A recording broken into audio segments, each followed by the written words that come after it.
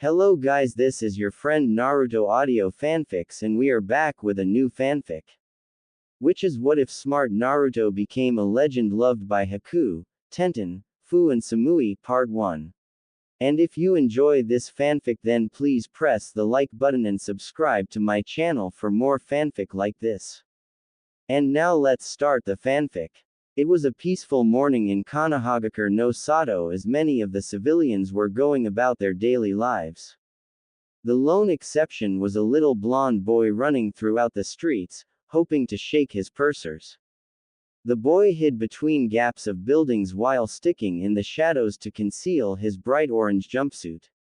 The blonde paused to catch his breath as he wiped the sweat off of his whiskered face.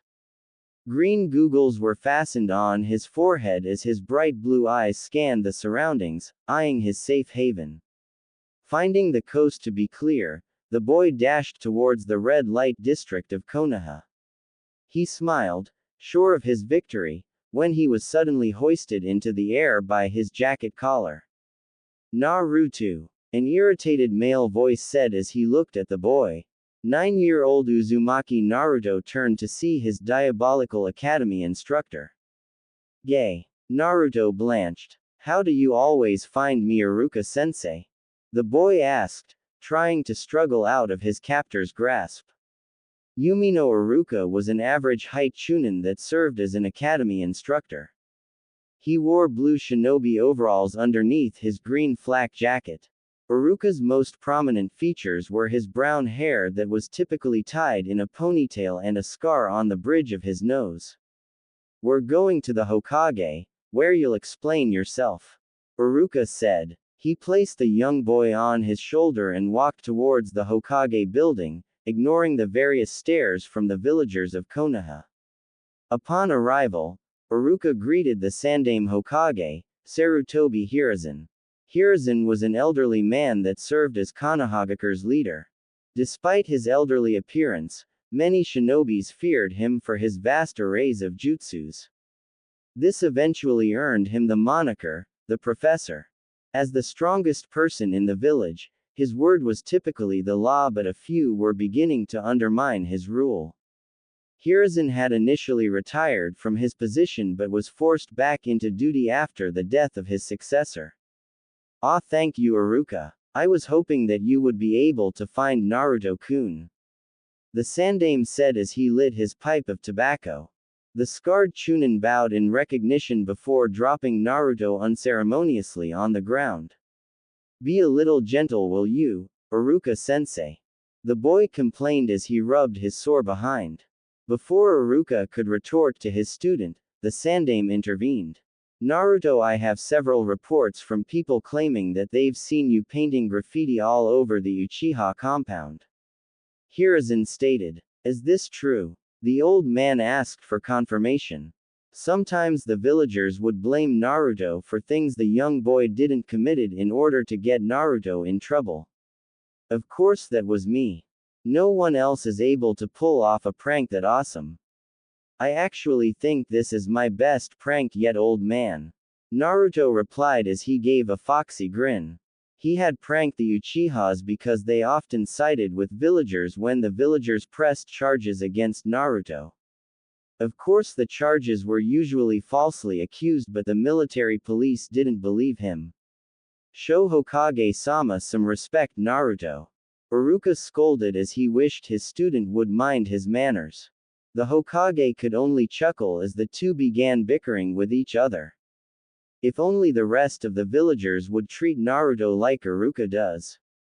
Hiruzen remarked sadly. He knew that the boy was hated for what he carried. The Sandaime had tried a variety of ways to make Naruto's life easier. From making laws to giving the boy a monthly stipend was just some of the ways that he tried. Still, the villagers would try to sabotage the boy every chance they got. Well, since you take credit for the act, as punishment, you're to clean the entire compound. Naruto's face instantly soured from the words. What? He shouted loudly. What do you mean I have to clean it? The blonde asked in protest. Hiruzen calmly took a drag from his pipe and blew the smoke into the air. Think of this as a lesson. Shinobi are required to have a variety of skills to succeed in a mission. One of those skills is stealth. Learning to complete your objective without being spotted could be a matter of life and death. The Sandaime advised the academy student. Naruto rubbed his chin as he processed the words he just heard. So as long as I don't get caught in the act, I don't have to worry about receiving punishments. The boy summarized while flashing a wide grin. Both Hiruzen and Iruka shuddered at the innocent smile. But before they could say anything, Naruto continued. Thanks for the advice, old man. I'm going to head off and start on my punishment. I'm going to make sure that this is my last punishment. With that, he finished and left the room. The two adults silently stared at the door where the blonde left through. Iruka, please tell me I didn't make the situation worse. Hiruzen hoped while rubbing his temples with his thumbs. A headache was quickly forming because of Naruto. Don't worry, Hokage-sama. There's absolutely no way that we won't be able to catch Naruto if he pulls another prank. Iruka tried to reassure the Hokage. That being said, besides me, no one else has been able to catch him recently. I hope I'm thinking too much into this. The brunette Chunin mused. Later that evening, Naruto finally finished scrubbing out all of the paint from his prank. He had forgotten how huge the place actually was. The Uchiha compound was located northeast of Konohagakure, isolated from most of the village. The compound spanned several acres, making it easily the biggest clan compound. Collapsing on the ground near the front entrance, Naruto remembered the Uchihas he saw during his cleanup. Almost all of them were subtly glaring at him or whispering things like, "Demon boy," behind his back. He did manage to see Sasuke, who was practicing on a dummy. Naruto usually didn't associate it with the other boy as they were stark opposites. Sasuke was the upcoming prodigy while Naruto was known as the dead last. The blonde was overly friendly while the Uchiha kept more to himself. This resulted in the two arguing whenever they saw each other. This time was no different as Sasuke said that Naruto was trespassing. They argued until the blonde eventually left to finish cleaning up. Naruto steadied his breath as he laid on the ground. Hearing footsteps coming towards him, Naruto turned to see a woman carrying a plate and a glass of water. The long blue-haired woman was wearing a dark blue kimono held together by a white sash. On the back of the kimono was the Uchiha symbol, a fan that was red on top and white on the bottom. Good job on cleaning up your prank. The woman smiled as she bent down on the ground. She placed the glass and plate in front of Naruto. The boy sat up and looked at her oddly. Who are you? Naruto pointed to her. And what's this? He then pointed to the plate that was holding several sandwiches. Oh, forgive me. The woman replied. I'm Uchiha Makoto and you are? Uzumaki Naruto. Nice to meet you, Dadbeo, he replied back while smiling. The lady in front of him seemed friendly. She hadn't curse or glare at him even after he told her his name. Dadbeo, why does that sound familiar?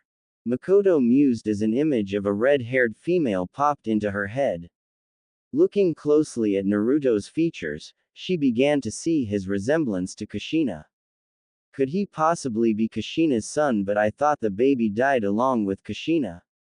Makoto continued to stare at Naruto, unnerving the blonde.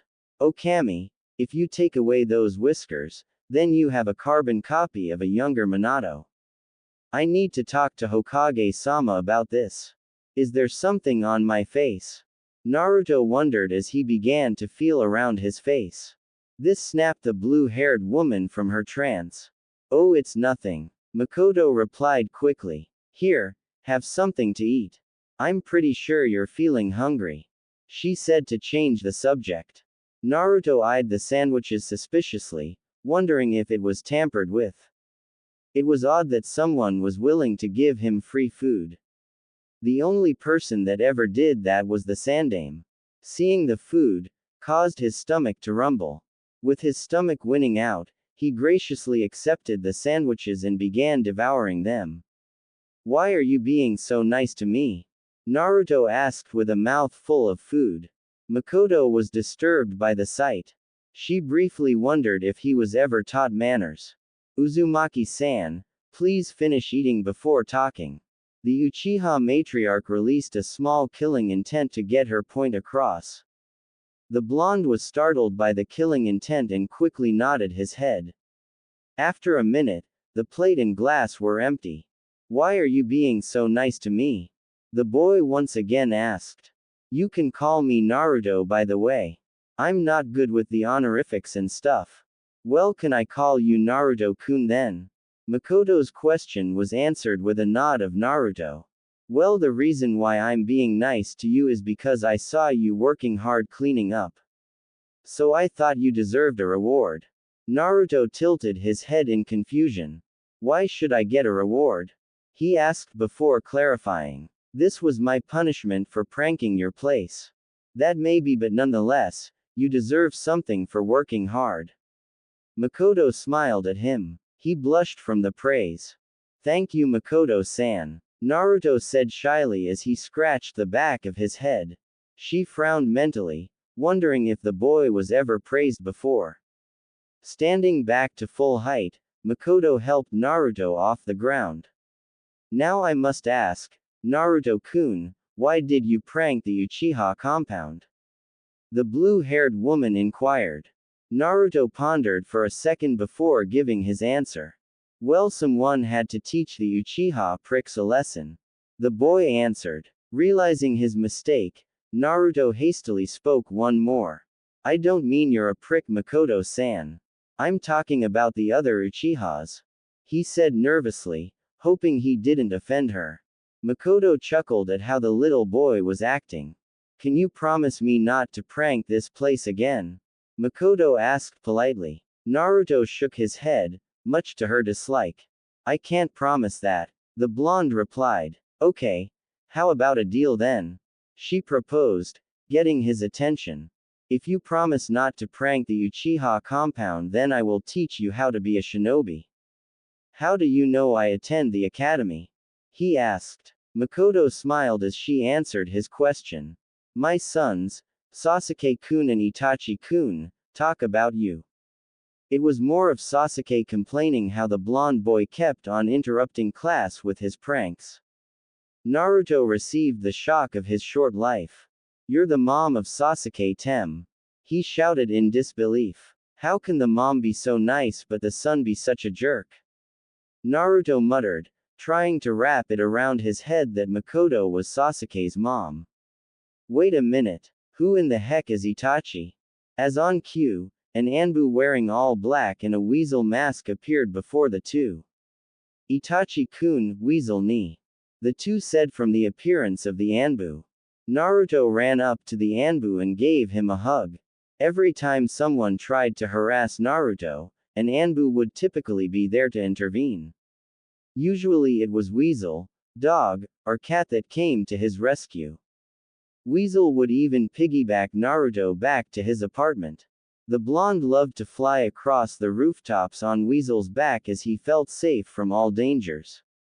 Hello Ka-san, Naruto-kun. Itachi replied to the two, slightly surprised to find Naruto in front of the compound. Wait, Naruto said in realization. So your name is Itachi, not Weasel? The blonde asked as he released the hug. It would be weird if his name was actually Weasel. Itachi nodded to the question. Yes, my name is Itachi. The Uchiha heir said as he removed his mask. Naruto-kun, can you promise me not to tell anyone my real name? Sure thing Itachi ni. Your secret is safe with me. The boy replied confidently. Makoto smiled watching the two boys interact. Makoto-san, is it too late to accept your deal? Of course not, Naruto-kun. I take it that you accept then? She asked, to which he nodded. Well, how about I meet you at Training Ground 11 after school? Where's that? Naruto inquired. Itachi decided to answer the question. Directly south of the Shinobi Academy, there are multiple training ground. There is usually a sign that indicates what number the training ground is. Simply find the number 11 and you'll be at the right training ground. The Uchiha male explained. The Jinchuriki nodded to them and was about to head off when Makoto stopped him. Wait a minute, Naruto-kun, she said before heading to her home. A minute later, she came out with a book. Here, Naruto-kun. Makoto handed him a book titled Shinobi Basics 101. I want you to try to read all of this before we see each other tomorrow. I hate books. The blonde muttered. I don't want to read it, Naruto said as he politely handed the book back. Makoto denied it and shook her head. Naruto-kun, if you want to be a great shinobi, you need to read books. Itachi agreed with his mother. Naruto-kun, books have knowledge in them. The more knowledge one possesses, the stronger the ninja becomes. The male Uchiha reasoned. Naruto sighed, knowing it would be futile to resist. He reluctantly accepted the book. Okay, I'll try to finish it by tomorrow.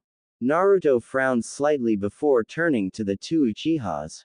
Bye Itachi-ni and Makoto-san. He said his farewells before leaving the compound and towards Ichiraku's. Ka-san, Itachi said to get her attention. May I ask why you wish to train Naruto-kun? There's a chance that he's the son of my best friend and she'll never forgive me for not being in his life. Obviously she couldn't tell Itachi that. I always wanted to help my sons train but your father wouldn't permit it. So I thought it would be nice to train Naruto-kun. Itachi stared at her impassively and nodded.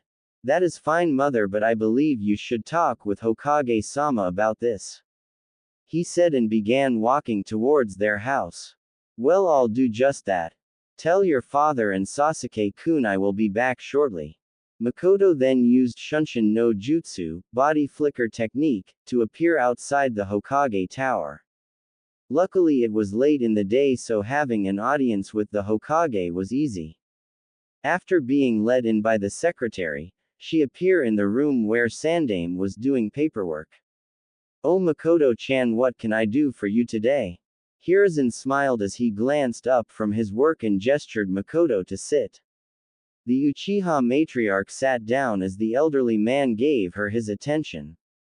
Hello Hokage-sama, I wish to talk about matter regarding a certain blonde-headed boy and his heritage. With a wave, Hiruzen dismissed all the Anbu in the room and activated the privacy seals. What do you wish to talk about that pertains to Naruto? The image of a friendly grandfather was replaced with that of the shinobi no kami, god of shinobi. I wish to know why I wasn't informed that Kushina's son was alive. The Uchiha woman went straight to the matter at hand. Hiruzen took a puff from his tobacco pipe. Why do you believe that Naruto is the son of Kushina? Makoto let out a sigh and began explaining. Hokage-sama, I can't believe no one including myself hadn't seen it sooner. If you take away Naruto's whiskers, you'll have a carbon copy of Minato when he was younger.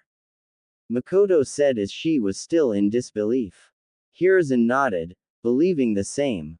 The nod was all Makoto needed to confirm her suspicions. When people are blinded by hate, they fail to see the most obvious of things. He remarked sadly and wondered if the village will ever regain the will of fire. Meanwhile, Makoto was feeling angry not only at the villagers but angry at herself for not noticing it sooner. Does he know about his heritage? She asked, even though she suspected that Naruto didn't know. Just like with the Kyuubi, his heritage is an S-class secret. This is to prevent the likes of Iwa and Kumo coming here to either kill or kidnap him. The Hokage explained. She agreed because that would most likely happen if Iwa and Kumo would ever come to know of Naruto's existence. Hokage-sama, please allow me to adopt him. It is the least I could do for Kushina's boy after not being in his life for 9 years. Makoto knew she would feel Kushina's wrath if she ever saw the redhead again. I'm afraid I cannot allow that, he answered. Why? Hokage-sama. Makoto was confused. Why was he refusing her? If I were to let one of the clans adopt Naruto, then that clan would have more power over the others due to the fact that Naruto is a Jinchuriki. Believe me when I say that you weren't the first to approach me to adopt him after finding out his heritage. Hiruzen answered her. Who else knows besides us? Makoto was shocked that others knew of this secret as well. Hiruzen took another puff from his pipe. He really was too old for this job. Including us, it would be Jiraiya, Shikaku, and Shibi. Jiraiya is Naruto's godfather, but unfortunately he has a spy network to run, so he can't be here. Shikaku found out when he went to pick up his son from the park. He saw Naruto and immediately connected him to Minato. Shibi said that his Kikaichu detected that Naruto's chakra was similar to his parents'. The latter two also asked to adopt him. I see. The mood depressed as Makoto uttered those words. Would it be alright if I taught and trained him to be a shinobi? She asked, hopeful of the Hokage's answer.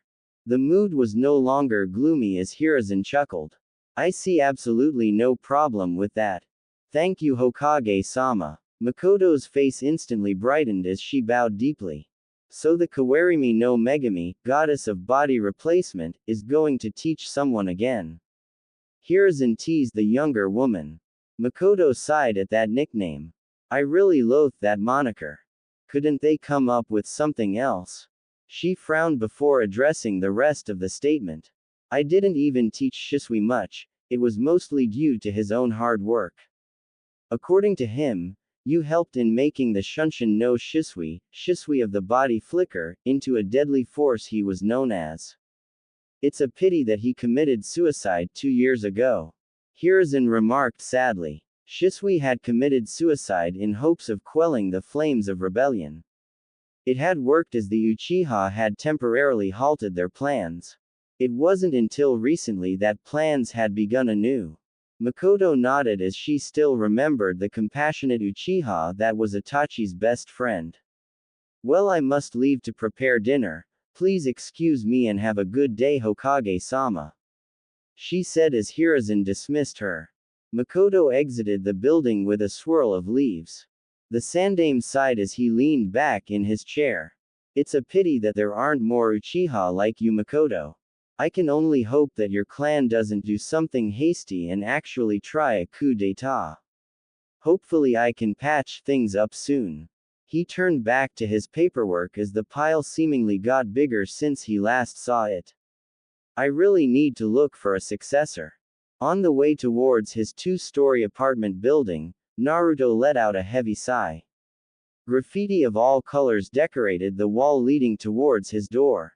Words such as demon and die was commonly repeated among the writings. Naruto unlocked the door to his apartment room. He the door quickly after stepping into the apartment that the Hokage had brought for him when he was 4. At just 4 years old, he was kicked out from the orphanage and left to wander the streets for food and shelter.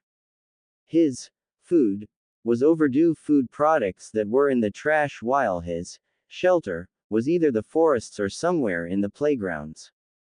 His luck turned for the better when the old man found him near the Sarutobi estate. The Hokage quickly took him inside for some food and clothing. That day was the happiest day in young Naruto's life. Not only did he get to eat good food and had a roof over his head, the old man looked at him differently from the rest of the villagers.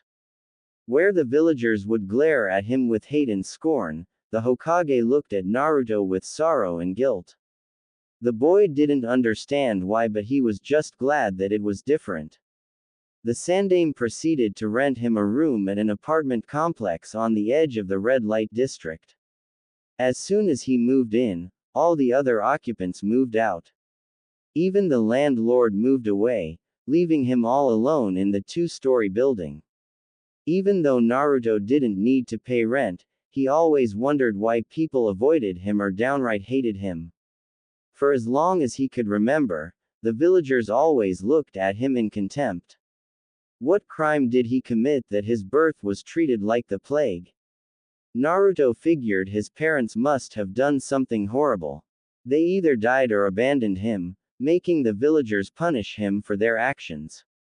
Naruto looked at the state of his desolate apartment room. The refrigerator, although in working condition, was mostly empty. Luckily, the cabinets were filled up to the brim with ramen cups. The day he discovered the food of the gods was the second happiest day of his life. Not only was it cheap but it tasted amazing. The small brown table that he owned was found in a nearby garbage heap. Cuts of all sizes decorated the table as if it was made that way. His sofa was something he found in one of the abandoned rooms.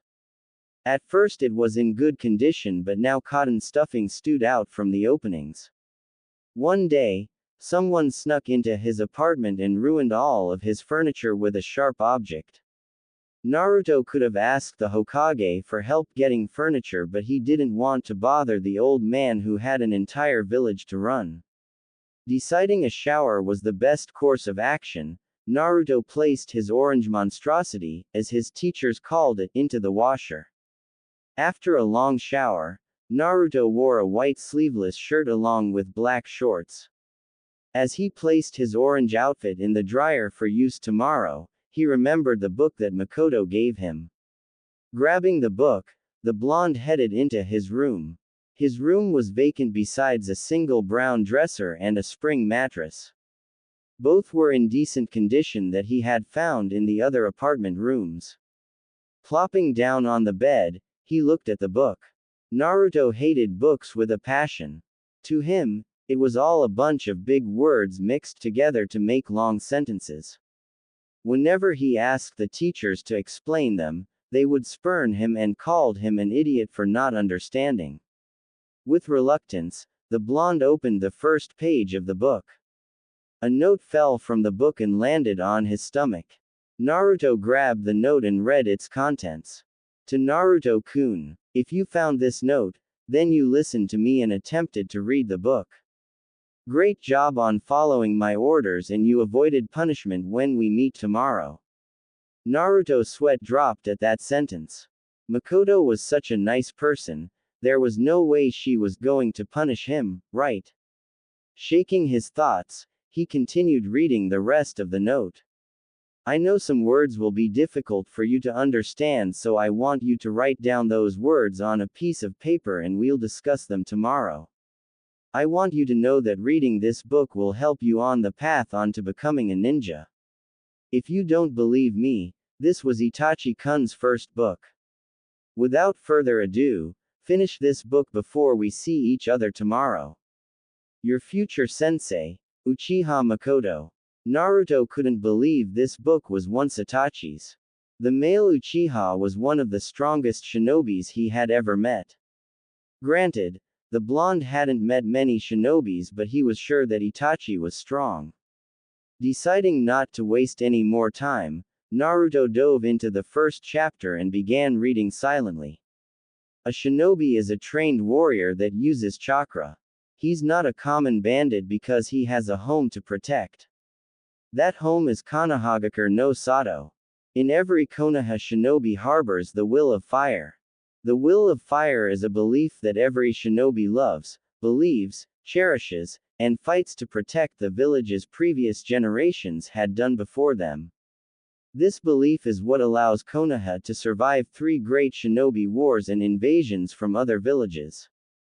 Naruto brought his hand up to his chest. Is it possible for me to have the will of fire as well? Can I honestly protect the same people that scorn me? Gigi once said that a Hokage protects his people. Maybe that's the same thing. Naruto thought to himself as he continued reading the book. While reading, Naruto jotted down several words that he was unsure of on the back of Makoto's note.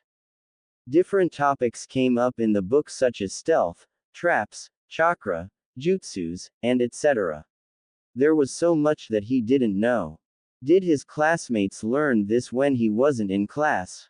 He decided to finish the rest at school to make sure he wasn't late for class the next day. Who knows, maybe I won't be kicked out this time. Naruto thought as he drifted into slumber. Next day *. The sun directed its rays at Naruto's face, causing him to twitch slightly. Blue cerulean eyes slowly opened and went towards his alarm clock. Noticing that he was still early, Naruto took a quick shower and had a ramen breakfast like always. The blonde grabbed the book from his bed, shoved it into his bag, and headed out of his apartment. Before he left, he made sure to lock his door. He didn't want anyone breaking into his apartment again. Finishing his preparations, he scurried off to the academy. When Naruto arrived to the class, he was greeted with an almost empty classroom. It seemed only a few people were here early. Not like any of them were his friends anyway. Naruto moved towards the window seat and pulled out the book and note, in case he came across any difficult words. He resumed reading where he left off last night. Naruto didn't notice the perplexed glances that his classmates gave him as they walked into the classroom. Most shrugged it off and went to talk to their friends. A black-haired boy, with his hair styled in a fan fashion, and a brown-haired boy arrived in the classroom together like always.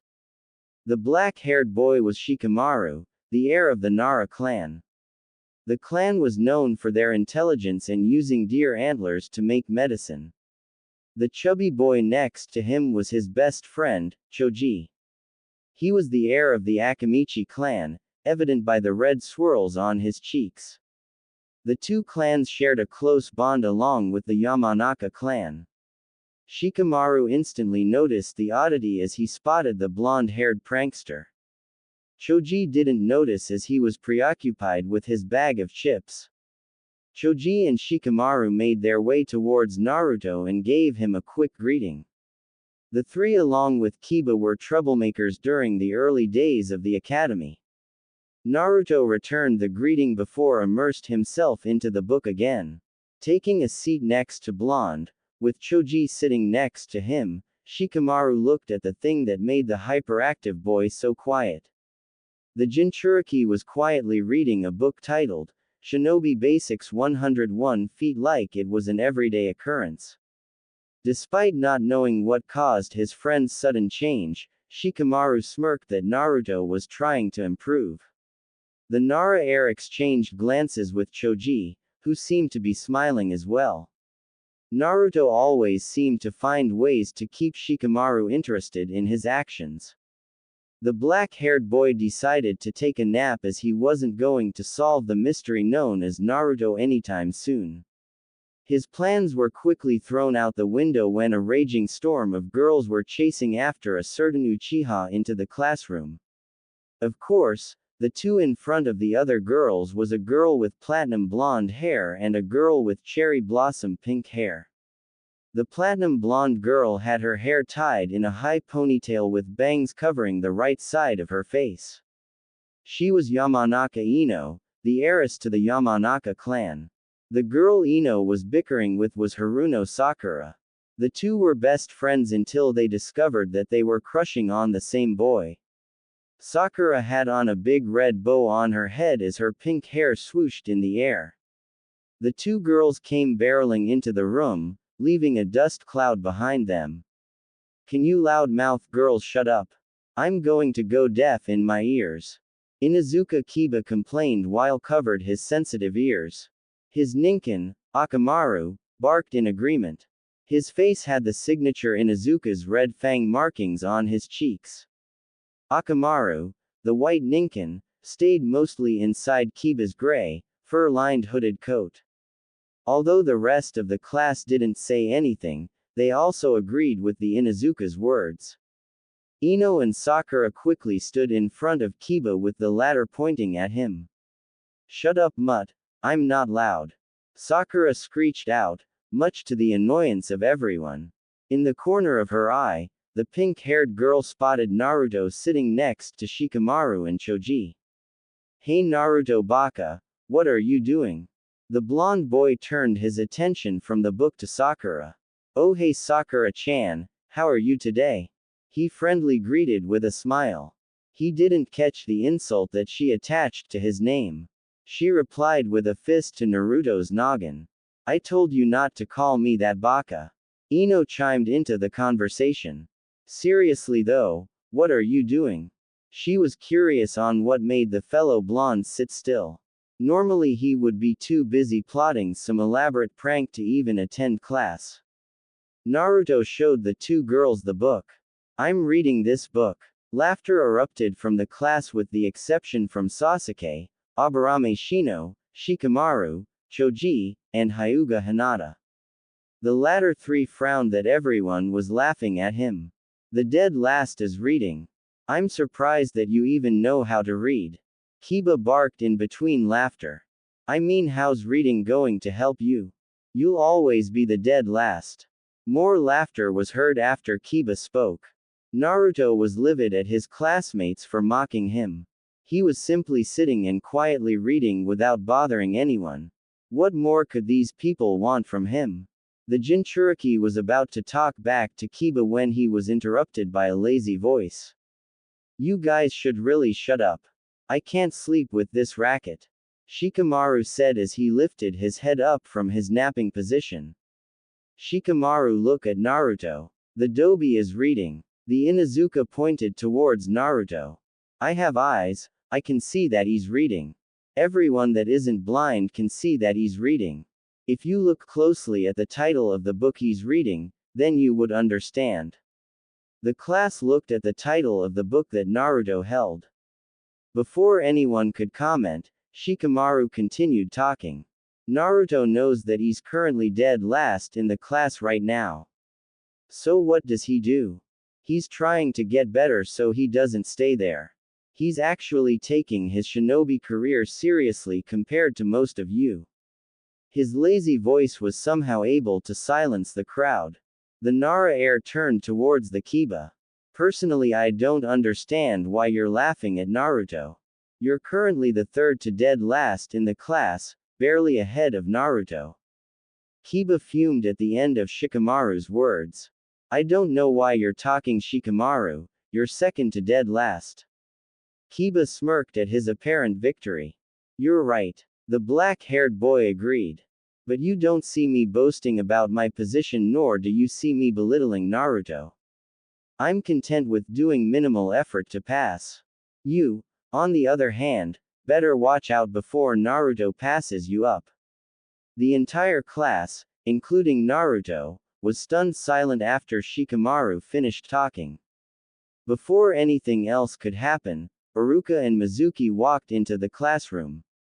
Iruka's brow rose at the quietness of the classroom but ignored it to begin today's lecture. Everyone quietly took their seats. Ino and Sakura didn't argue who sat next to Sasuke either. Iruka began today's lecture on the elemental nations. Naruto regained his composure as soon as the teacher started. He flashed a genuine smile instead of his usual fake smile. Thanks for helping me out, Shikamaru.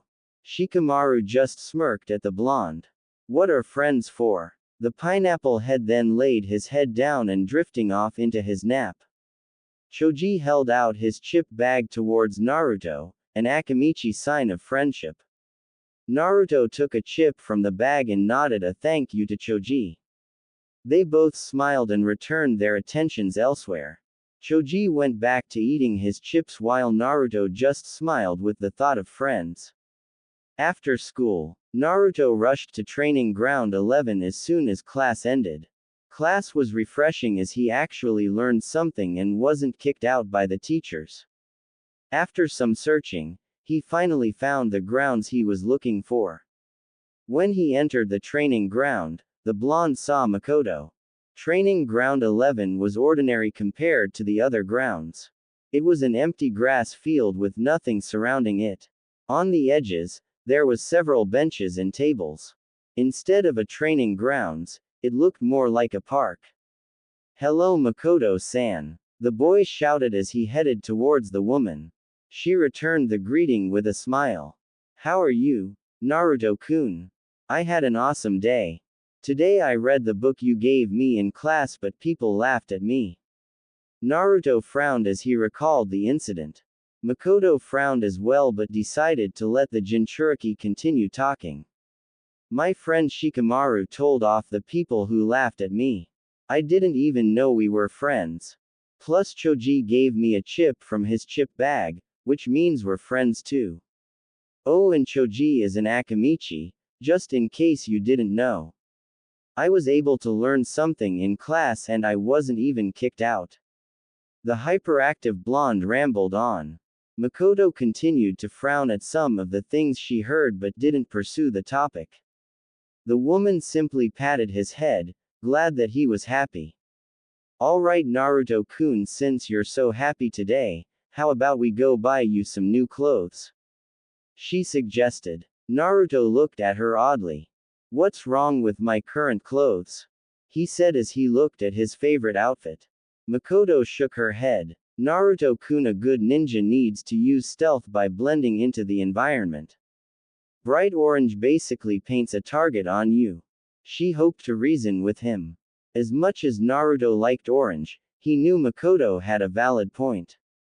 The problem is that shops don't let me buy anything. If they did let me buy stuff, it's really overpriced. This jumpsuit was the cheapest thing I can buy. Makoto stared at the ground impassively, but inside was a tornado of emotions. How dare the civilians treat a young child like this? The amount of hate he's receiving for something he has no control over is ridiculous. The Uchiha woman steeled her emotions as she looked back up at him.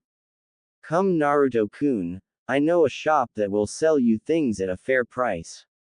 She gestured to the boy. Naruto stood rooted to his spot. Makoto-san, while I appreciate it, why are you so nice to me? The boy asked. He was unused to this level of kindness. First she offered to train him and now she was taking him shopping. The Uchiha woman frowned once again. He's so used to being ignored by the village that he doesn't know how to perceive kindness without being suspicious. Kushina-chan, I regret not being there for your son earlier. Makoto apologized to her friend, hoping for her forgiveness. Naruto-kun, I'm doing this because I want to. She assured him. Naruto tilted his head in confusion but decided not to think too much about it. Well, let me go grab my money before we head off. Before Makoto could protest, Naruto dashed away towards his apartment. After 5 minutes, he returned and they headed off to the shop. As they walked, villagers and shinobi alike gave them odd looks. They were all wondering what the Uchiha matriarch was doing with the demon brat. Makoto ignored their stares as they kept walking. Eventually, they stopped outside a shop called Higarashi's Weapons, where a young brown-haired girl was attending the counter. Her hair was styled uniquely into buns. Hello Tenten-chan, can you call your parents for me? Makoto asked the girl now known as Tenten. The girl bowed before scurrying up the stairs to retrieve her parents. Soon a middle-aged man and woman, along with Tenten, appeared. Welcome to our store Makoto-sama. The man bowed. The man, who had a muscular build, was wearing blue overalls over his white shirt. His overalls were plastered with soot, giving him a dirty look. Black googles was lifted above his green eyes. His most prominent features were his bald head and brown, neck-length beard. Kaguya-san, I told you not to call me Sama. Makoto-san is fine, she reminded before turning to the middle-aged woman. Good afternoon, Tara-san. The woman known as Tara was dressed elegantly in a kimono. The black kimono was decorated with a blue flower pattern. It matched the woman's dark blue eyes. Her brown hair was tied in a bun with a pair of silver hair sticks sticking out. Hello Makoto-san, what can we do for you today? Tara friendly asked. Actually, I would like you to help this one here. Makoto ushered Naruto to the front. Tara and Kaguya instantly recognized who the boy was. The duo stared at Naruto and he began to feel anxious under their gaze. What is that monstrosity that you're wearing, young man? Tara said as she looked at the jumpsuit with disgust. No, don't answer. We'll get you new clothes immediately. Tenten, please get my tools. She told her daughter, who went to grab the tools. Young man, I need you to strip. Naruto looked at her with shock and fear in his eyes. He quickly ran behind Makoto to hide from the tailor. Naruto-kun, it's okay. Makoto reassured him. She just wants to measure your body to make sure your new clothes fit. Naruto saw Tera nod in confirmation from behind the Uchiha woman. Trusting Makoto, he slowly took off his jacket and shirt. Instantly the temperature in the store dropped several degrees and killing intent leaked out from the three adults. Everyone stared at Naruto's body with utter horror. His body was so skinny that you could see several outlines of bones. His arms looked like they would snap in half like twigs. His rib cage was in full display while his stomach was caved in. His entire figure looked like it could shatter into pieces if slightly touched. How he was able to look like that and be alive was a complete mystery. Naruto and Tenten shuddered under the killing intent. The boy collapsed onto his knees from the pressure and began holding his body to stop the shaking. Seeing this, the adults immediately regretted their actions. Makoto rushed to console Naruto while Tera did the same with Tenten. Kaguya stood there and shook his head in disappointment. The Uchiha woman broke the silence as she released Naruto from the hug. Naruto-kun, what do you eat to look like that? Makoto didn't want to know, fearing what he would say. But the information needed to be known so she could properly help him. I eat ramen every day and that's pretty much it. Naruto answered sincerely. Makoto didn't like his response. Don't you eat anything other than ramen? The Uchiha asked. Naruto shook his head negative. I can't buy anything else at stores because they're either too expensive or spoiled. The boy confessed. Makoto felt rage build up and did her best to suppress it so she wouldn't frighten Naruto again. Hearing his words, Tenten rushed up the stairs and returned later with a bag of snacks. Here, take this. They're mine, but you look like you need them more than me. Tenten handed him her private stash of snacks. Are you sure I can take this? Naruto questioned, to which she nodded. Thanks. I'm Uzumaki Naruto. Higurashi Tenten. The girl pointed to herself. Let's go get you a new set of clothes so I can burn those. Tenten dragged him along, followed by her mother. While waiting on him, Makoto grabbed a kunai and shuriken set, a first aid kit, several sealing paper, 2 bottles of ink, a brush, and a chakra baken. She dropped all of the items at the cash register. Several minutes later, Naruto came out from the back. He wore a dark blue shirt that was covered by an unzipped black jacket that had a large orange Uzumaki swirl on the back. He had on black pants with orange streaks going along the side of each pant's leg with matching combat boots. He replaced his old googles with a dark blue variety that hung loosely on his neck. The outfit was honestly a little big on Naruto, but hopefully he would grow into it. Much better, Naruto-kun. Do you like your new outfit? Makoto asked the newly outfitted boy. I do, but I think it needs more orange. Naruto was pleased, but he needed more of his favorite color. Unfortunately, the store didn't seem to possess many things in the orange variety. The older women chuckled at the response. Well, I think you look quite handsome in them. Makoto complimented, causing Naruto to blush. Tera-san, can we have several pairs of these clothes? She asked the tailor. Tera and Tenten went off to retrieve the supplies while Naruto made his way to the counter. What is all this stuff for? Naruto mused. I will explain this stuff to you later after we head to a few other places. Don't worry, you'll need these supplies for later. Makoto answered while Tera and Tenten returned with the clothes. Kaguya rang them up at the counter. Since you're a new customer, I'll make it 40% off the final price. It will come to 40,000 yen in all. Naruto retrieved his overstuffed frog wallet and pulled out the money. Makoto was shocked at the amount of money that Naruto had but chose not to dwell on it. Alright, I put all your things in this sealing scroll, you just add chakra to take them out. Come see us anytime you need anything. The blacksmith said. Naruto nodded and waved goodbye to the Higurashi family. Tenten quickly gave him a hug, which caused Naruto to blush slightly, and told him to start eating better. He promised that he would eat better after seeing everyone's expressions. Makoto and Naruto made several more pit stops along the way.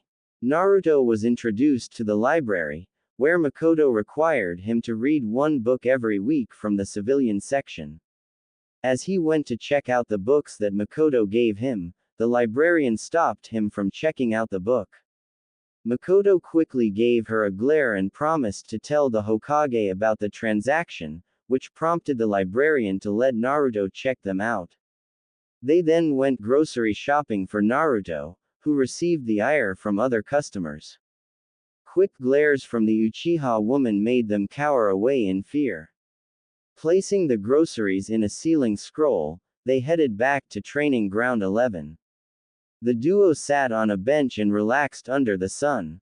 So what's all the stuff from Higurashi's for? Naruto asked as he unsealed the items. Well, Naruto, a long time ago there was once a village called Uzushiogakure near Kurigakure. In that village was the Uzumaki clan, who was famous for its fuinjutsu and kenjutsu.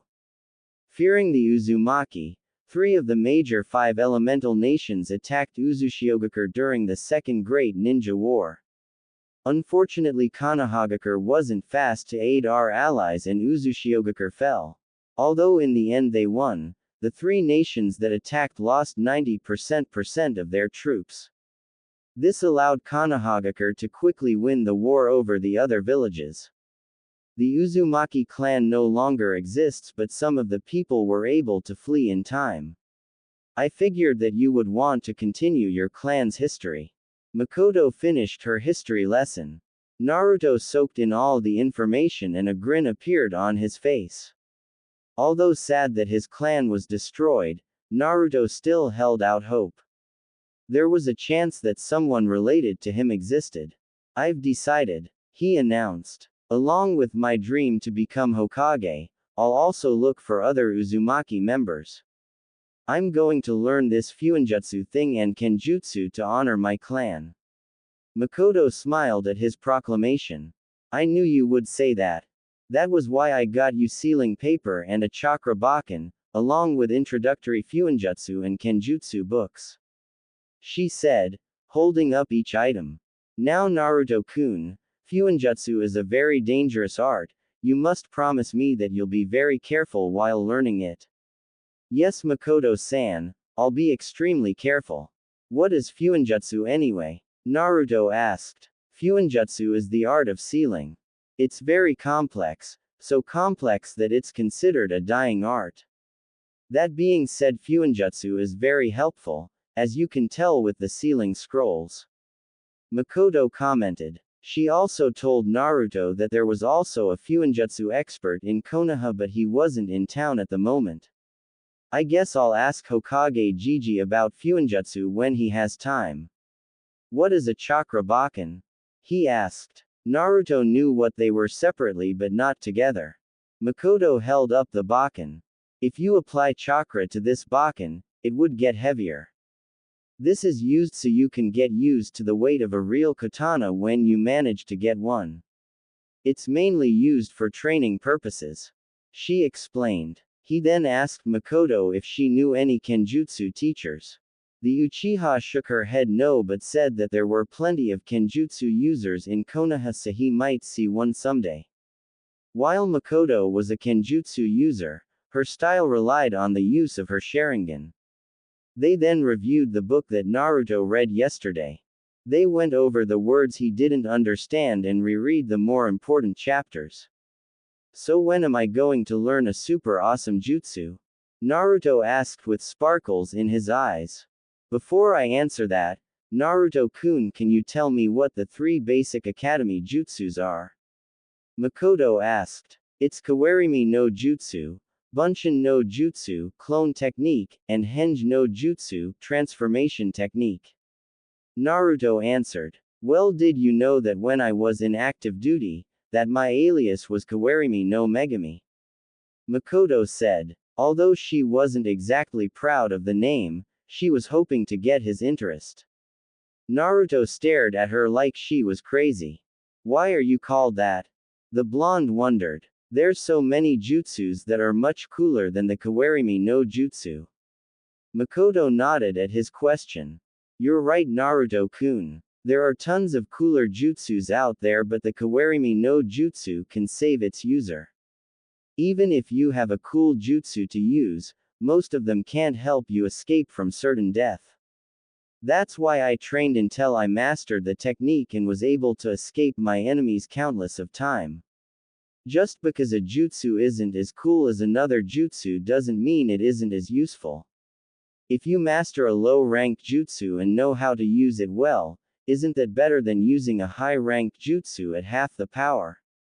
She finished. Naruto processed everything that Makoto had said.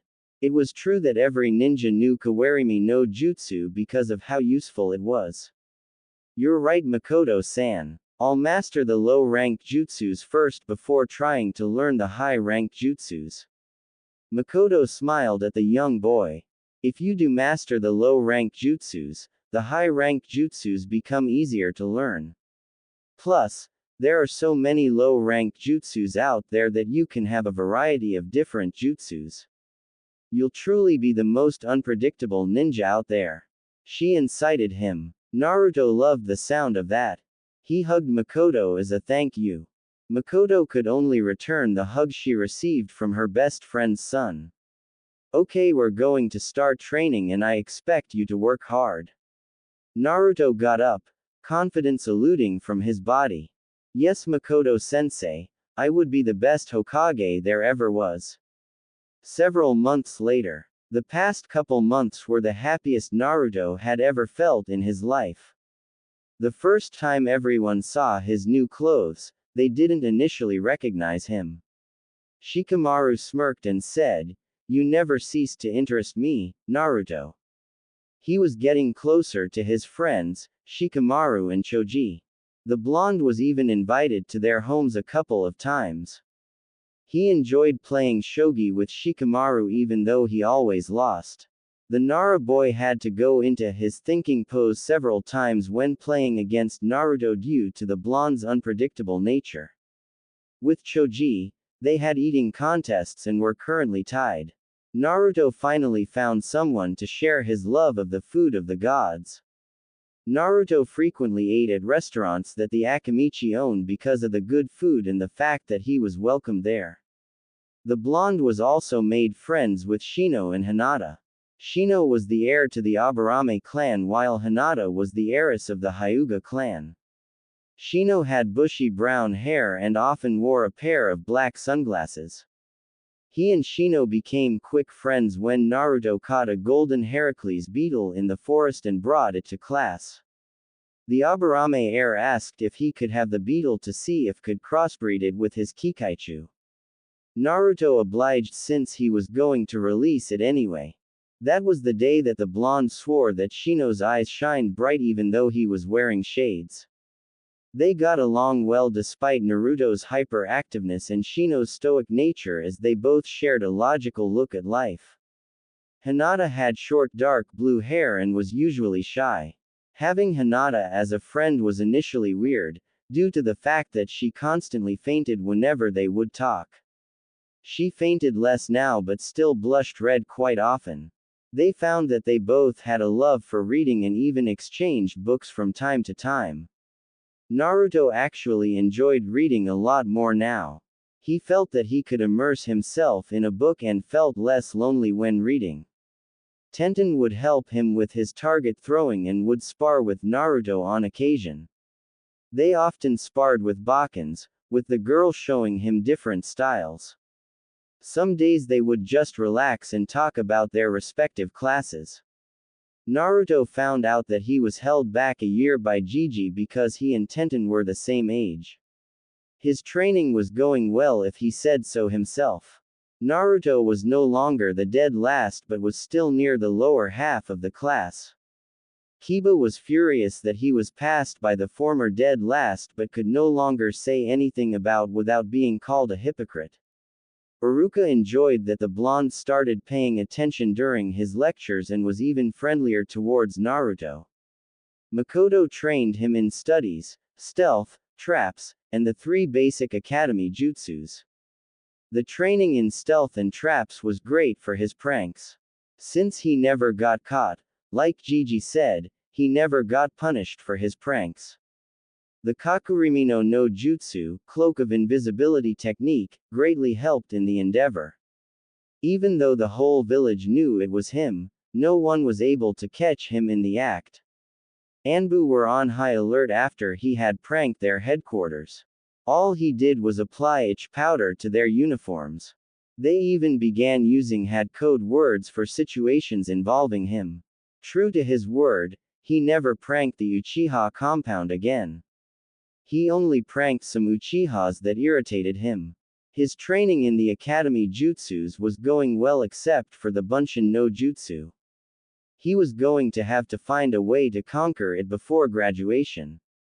He was able to master his first jutsu, Nawanuke no Jutsu, rope escape technique, due to the fact Makoto-san would make him escape from all kinds of bindings and in all sorts of positions. He questioned the usefulness of this jutsu, but Makoto pointed it out to him. With this jutsu, he would be able to quickly escape if taken hostage or pretend to be captured so he could be led into enemy headquarters. Once inside, he could escape with valuable information or take down the boss. Naruto then knew any jutsu could be helpful depending on the situation. Now he was working on the Kawarimi no Jutsu by replacing himself with objects that were far away. Although he sparred with Tenten, he was still unable to find a Kenjutsu teacher. This resulted in him only doing practice swings with his Bakken. He read about different styles but wasn't sure which one was right for him. Naruto decided to postpone it until he found a Kenjutsu expert. His Fuinjutsu, on the other hand, was going great. After practicing his calligraphy for nearly 2 months, he was finally able to write without messing up. The blonde was still on level 1, which was identifying simple seals, but he was on his way to level 2. The Hokage helped him maintain a steady hand and even suggested writing with his left hand as well. His reasoning was that his right hand might be occupied during battle, so he might need to write seals with his left. His physical health was getting back to where he should be. He read a book on how to remain in ninja shape after recovering from an injury. Although he wasn't injured, the method helped him regardless. Makoto gave him cooking lessons so the blonde could be self-sufficient. His new diet allowed him to gain pounds and he started to fill his clothing. That being said, the blonde was still the shortest in his class. He was exercising regularly and was doing lots of running to increase his stamina. Using henge, Naruto was now able to buy foods and clothing at normal price. Naruto marched on towards training grounds 11 but noticed several villagers and ninjas' solemn expressions. Today was a beautiful day with a few clouds in the air. Why were they so sad? Deciding it would be best to ignore the villagers, Naruto proceeded to the training grounds where Makoto would be. As soon as he arrived, she was nowhere in sight. Could she be stuck at home? No, she would have told me beforehand at least. Naruto pondered when the Hokage came up to him. Naruto, I guess you haven't heard yet. Hiruzen asked despite knowing the answer. What are you talking about, Gigi? Naruto was confused by the Hokage's question. What haven't I heard? He asked before thinking to himself. The old man's acting weird as well, what's going on? Follow me, Naruto, and don't ask anything until we get there. Hiruzen gestured to Naruto. They walked silently the whole way, even the villagers didn't pay him a passing glance. They arrived at the cemetery and Hiruzen stopped at a tombstone. On it read, "Here lies Uchiha Makoto, a loving wife and mother as well as a strong kunoichi of Konohagakure no Sato." Hey Gigi, this is just a prank, alright? It's probably punishment for all the pranks I did. I'm sorry for whatever I did, but this is going too far. I mean, I just saw Makoto-san yesterday. There's no way she's dead. She looked just fine yesterday. Naruto stuttered over his words. He knew it was a lie, it had to be. Naruto, yesterday night Uchiha Itachi murdered everybody in the Uchiha clan except for Uchiha Sasuke. We have no idea why he did it, but we'll ask Sasuke when he wakes up from his comatose state. I'm sorry to say that this isn't a prank. The Hokage said softly, not wanting to hurt his surrogate grandson. Naruto collapsed onto the ground, his entire world shattering. There's no way Itachi ni would do something like that. He's the kindest person I know. Why would he kill everyone, especially his mother? Naruto was at loss for words. What was he trying to achieve? I don't understand what's going on anymore. Naruto's tears escaped his eyes and fell on the ground. Inside Hiruzen was filled with guilt. Thanks to his incompetence, Danzo was able to order Itachi to kill every single Uchiha to prevent a coup d'état. He deemed himself guilty for the lives of all that died and the three affected most by their deaths. Itachi would be forced to live on the run, be pursued by hunter nins, and deal with the turmoil that comes from killing his clan.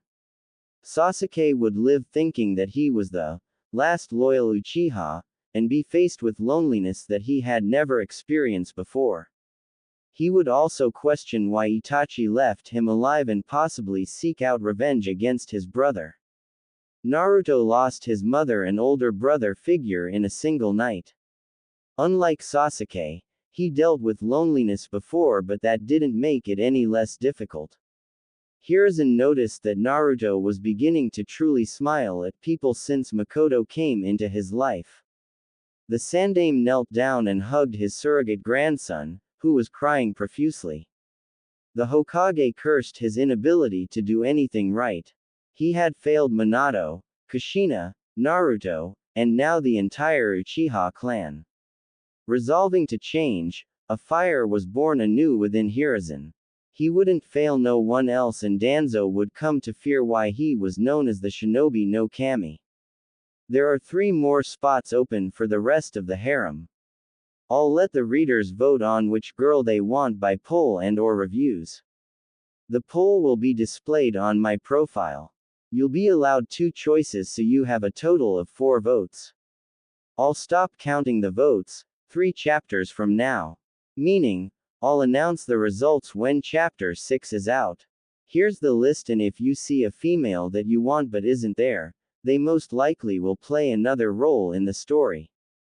Enko Mitarashi, Fu, Hana Inuzuka, Karui, Kin Tsuchi, Konan, Kuratsuchi, Mabui, Mei Terumi, Samui, Tenten Higurashi, Yugito. This chapter was much longer than it was supposed to be.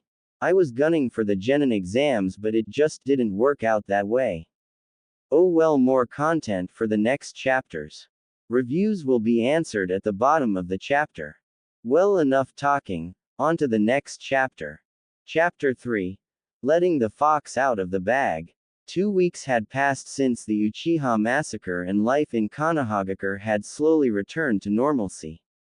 Uchiha Itachi was placed in the bingo book as an S-class missing ninja for massacring the Uchiha clan. Uchiha Sasuke was placed under the care of elders, Udatain Kaharu and Mitokado Homura, until he was 16 or became a genin. He was asked questions about Itachi as soon as he was awoken. Sasuke responded with fits of anger when Itachi's name was brought up. Many civilians deemed it taboo to speak of Itachi's name in front of Sasuke when they saw how he reacted. Sasuke was readmitted into the academy as soon as he was deemed healthy. During his recovery, his fan club grew to insane proportions. Fangirls and fanboys were hoping to help the tragic hero, and constantly hounded him with gifts. The boy, however, paid them no attention and trained constantly when he wasn't attending classes. Our protagonist hadn't been attending class. He remained locked up in his room and only came out when summoned by the Hokage. Hiruzen was worried about his surrogate grandson and would often take him out to eat ramen. Naruto would eat a single bowl of ramen, thank the Hokage, and return home. Ayame and Tsuki were worried sick about their favorite customer. Naruto woke up from his slumber. To him, time seemed still and nothing was worth getting up for. He missed talking to Itachi and training with Makoto. Why did Itachi need do it? I don't believe it was to test his powers like the villagers are saying. Itachi ni is too kind for that. There's no way he was faking all of that. He loved Konoha as much as the next person. He would do anything for Konoha. Naruto tried to decipher Itachi's actions but was coming up blank. A light knock came from his door and Naruto grudgingly got up to open the door for the Sandaime. Except the person behind the door wasn't the Hokage, but his lazy Nara friend. Hey Shikamaru, what are you doing here? The blonde boy asked. Shikamaru said nothing while his eyes began scanning Naruto. Mom told me to come get you for dinner at our place, you troublesome blonde. The black-haired boy sighed at his friend. This was the first time he had seen the blonde in 2 weeks, but Naruto looked like a shell of himself. Naruto's clothes were ruffled and he had major bags under his eyes. Most likely from the lack of sleep and crying, seeing as his eyes were still red. Sorry Shika, tell your mom that I'll come another time. The blonde refused the offer and was going to close the door until a hand stopped it. Naruto, you don't understand what that troublesome woman would do to me if I don't bring you. Look, I know you don't want to go but do it as a favor for me. Shikamaru pleaded. Naruto sighed and nodded. He told Shikamaru to wait for him to get dressed. In about 15 minutes, the duo headed towards the Nara compound. On their way there, villagers directed their scorn at the young Jinchuriki. At least that's one thing that won't change anytime soon. Hopefully Shikamaru won't notice, but I doubt it. He's way too perspective not to. Naruto thought as he walked. Like the blonde thought, Shikamaru did notice that their glares were directed to his friend. Those glares always appear whenever I'm with Naruto. Is it because of the pranks that he did? No, even a prank couldn't produce a look like that. Does it have something to do with the graffiti on his apartment wall? They were calling him a demon and telling him to die. Plus, all the adults seem to know something our generation doesn't. As always, everything with Naruto is so troublesome.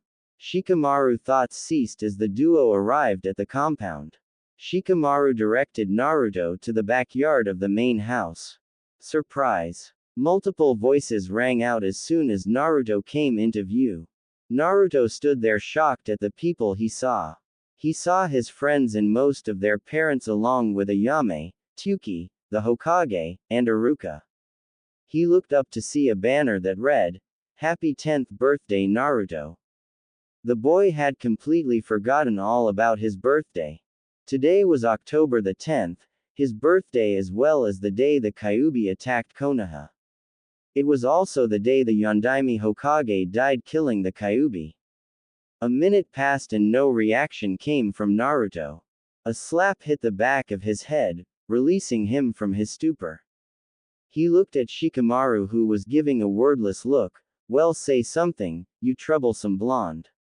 Naruto gave a wide grin and shouted his thanks for everyone to hear. His friends and Ino ran up to him and congratulated him on getting a year older.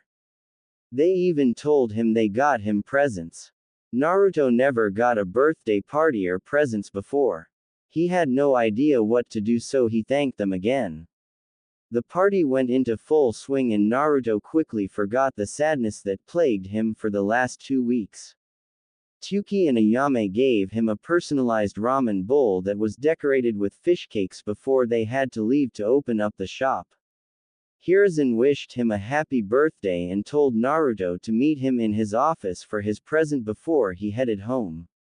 The blonde boy was happy that he was able to spend his birthday with people other than just the Sandaime. He ate lots of cake and ice cream and was hyperactive the entire time, much to the disdain of the adults. Finally, it was time to open the rest of the presents. Ino was the first to give her present. It was a purple hyacinth in a pot. It means forgiveness in flower language. I hope you can forgive me for being mean to you all of these years. She apologized. Naruto looked at her and smiled. It's okay, Ino. How about we become friends? Ino nodded and gave her own smile. I would like that very much, Naruto. Inoichi and Noriko, one Yamanaka, nodded their heads, although for different reasons. The two Yamanaka were wearing yellow yukata with a purple flower design. Noriko had her brown hair tied in a bun with chopsticks holding it in place. Noriko was happy that her daughter gained a friend, while Inoichi was happy that nothing was going on between Naruto and his princess. Shikaku and Choza shook their head at their friend's obvious happiness. Uruka gave Naruto a stack of slips. I wasn't sure what to get you. The scarred-faced Chunin admitted. The blonde boy opened the stacks to reveal a free bowl at Ichiraku's ramen. There's 50 slips in there. Any more and you'll clean out my wallet. Uruka chuckled as Naruto went airborne to give him a hug. Thank you, Uruka-sensei. The Jinchuriki thanked his instructor. Choji gave him a one-day, all-you-can-eat pass at any Akimichi restaurant of his choosing. You better tell your chefs to be ready because we're going to have an eating contest soon. Naruto challenged his big-boned friend. You're going down. This will break our tie. Choji shouted back. Choza and Chiharu, one Akimichi, grew pale and were rapidly making plans to gather extra supplies. The two Akimichi were wearing white yukatas that was decorated with red swirls, the Akimichi symbol. Chiharu's short black hair had a red flower clipped on. Hinata gave him the latest book in the Doki Doki series. The series was immensely popular with the female population and rivaled the Ika Ika series in sales. Thanks, Hinata. I didn't know a new book had come out. He thanked her. Naruto didn't understand the series much, but he didn't want to make Hinata sad. It also gave them a topic to talk about.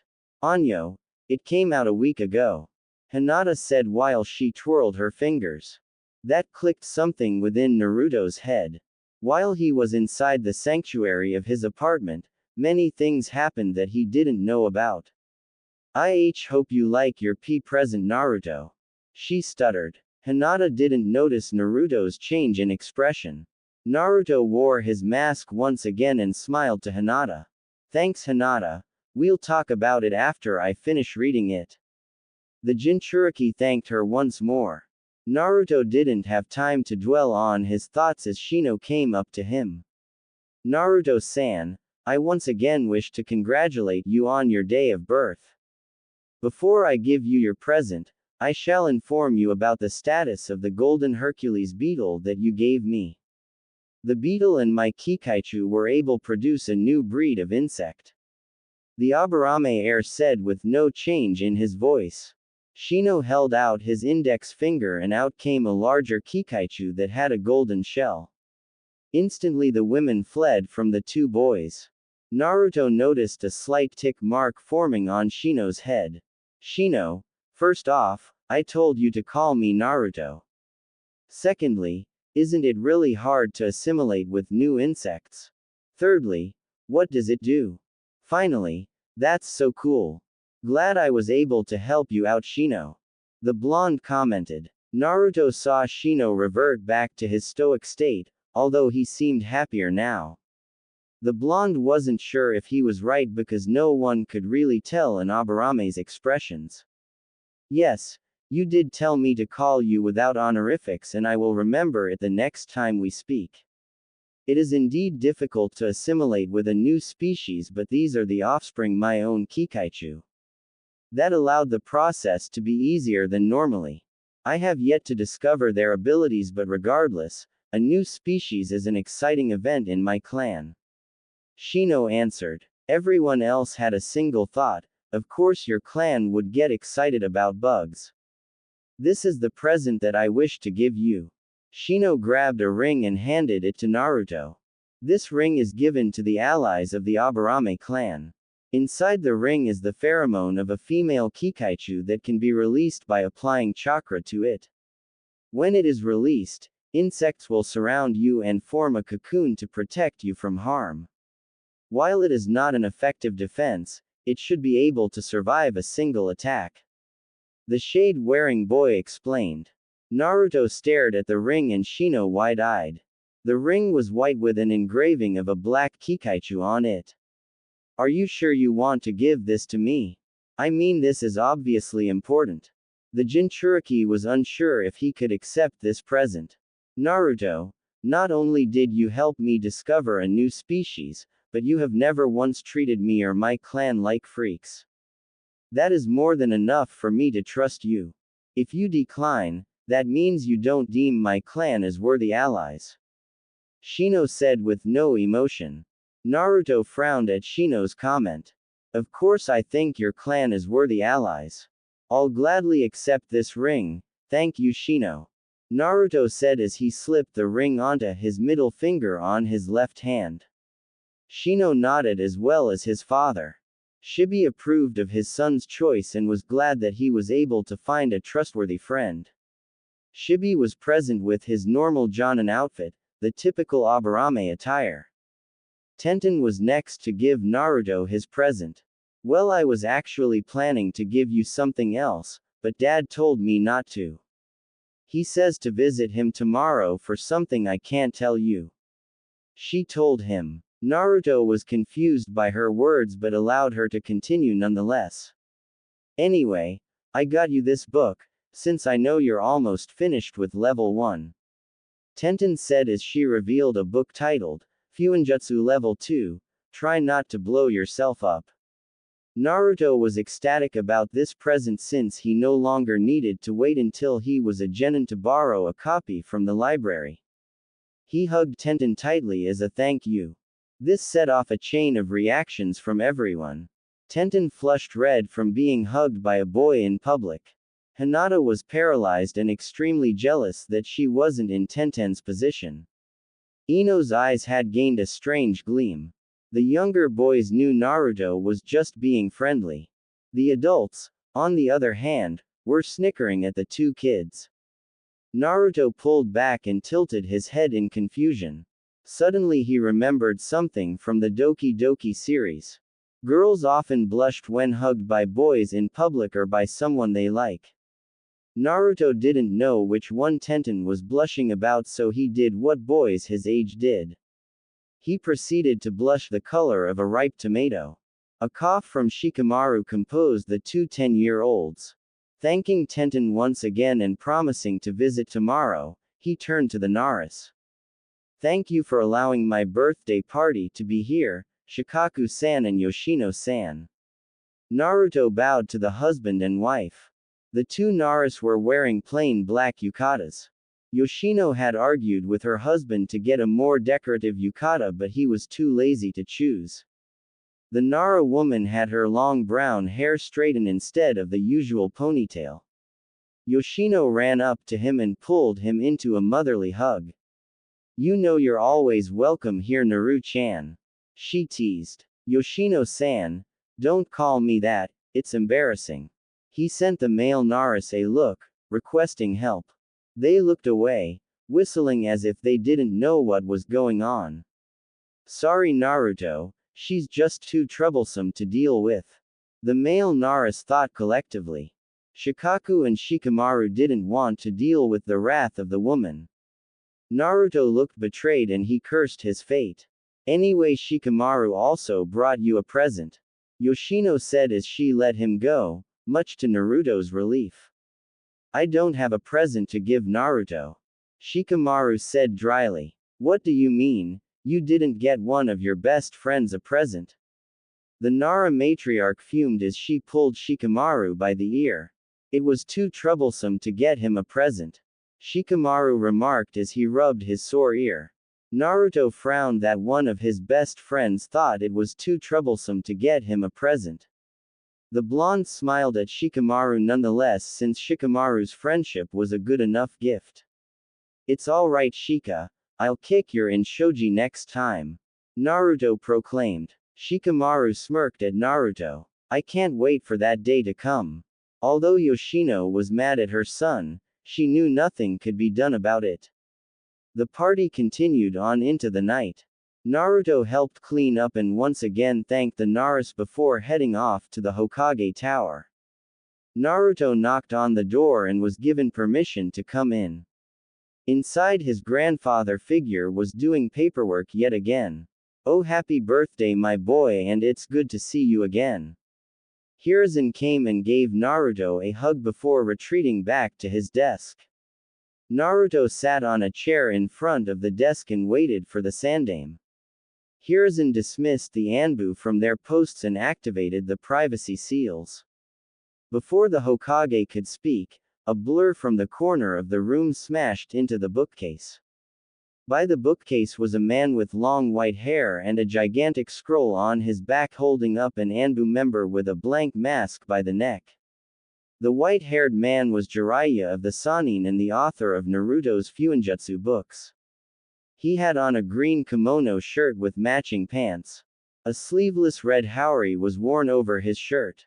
On his forehead was a Hittite with the word, oil, instead of the usual leaf symbol. Jiraiya snapped the Anbu's neck in a quick fashion. Good thing I was in the room, sensei, or we would have been spied on. The body was sealed into a scroll of Jiraiya's and given to an Anbu member that had returned when Hiruzen deactivated his privacy seals. After the Anbu left, the Jiraiya activated his own seals. Just in case, sensei. We don't want the stuff we're talking about coming out of this room. Naruto sat there confused on what was going on. The Toad Sage then took a seat next to Naruto. Happy birthday, Gaki. Jiraiya told Naruto. Thanks, Jiraiya-sama, but do I know you? Naruto asked, which made Jiraiya laugh in amusement. So you know about the great Jiraiya-sama. The Sannin puffed out his chest. But your questions will be answered soon. Jiraiya said since they had more pressing matters. The Hokage coughed to get the two's attention. Naruto, I've been hiding a lot of things from you and I want to make it up to you by telling the truth. I know you have a lot of questions and I'll answer them, but don't interrupt me until I've finished talking. What I'm about to tell you doesn't leave this room, understand? Hiruzen spoke seriously to get his word across. Naruto nodded in agreement and kept his silence. Hiruzen took a long drag from his pipe before he spoke. I'm sure you're wondering why the villagers hated you since the day you were born. On the day you were born, the Kyuubi no Yoko attacked Konohagakure.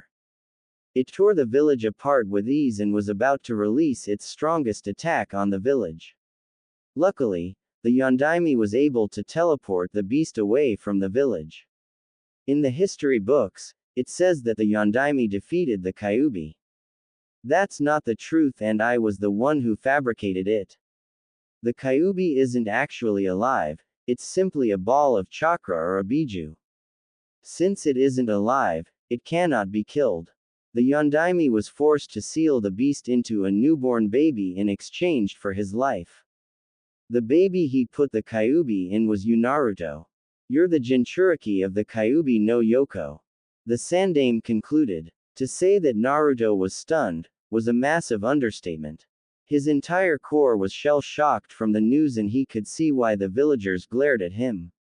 They think I'm the Kyuubi, the same beast that killed all of their loved ones.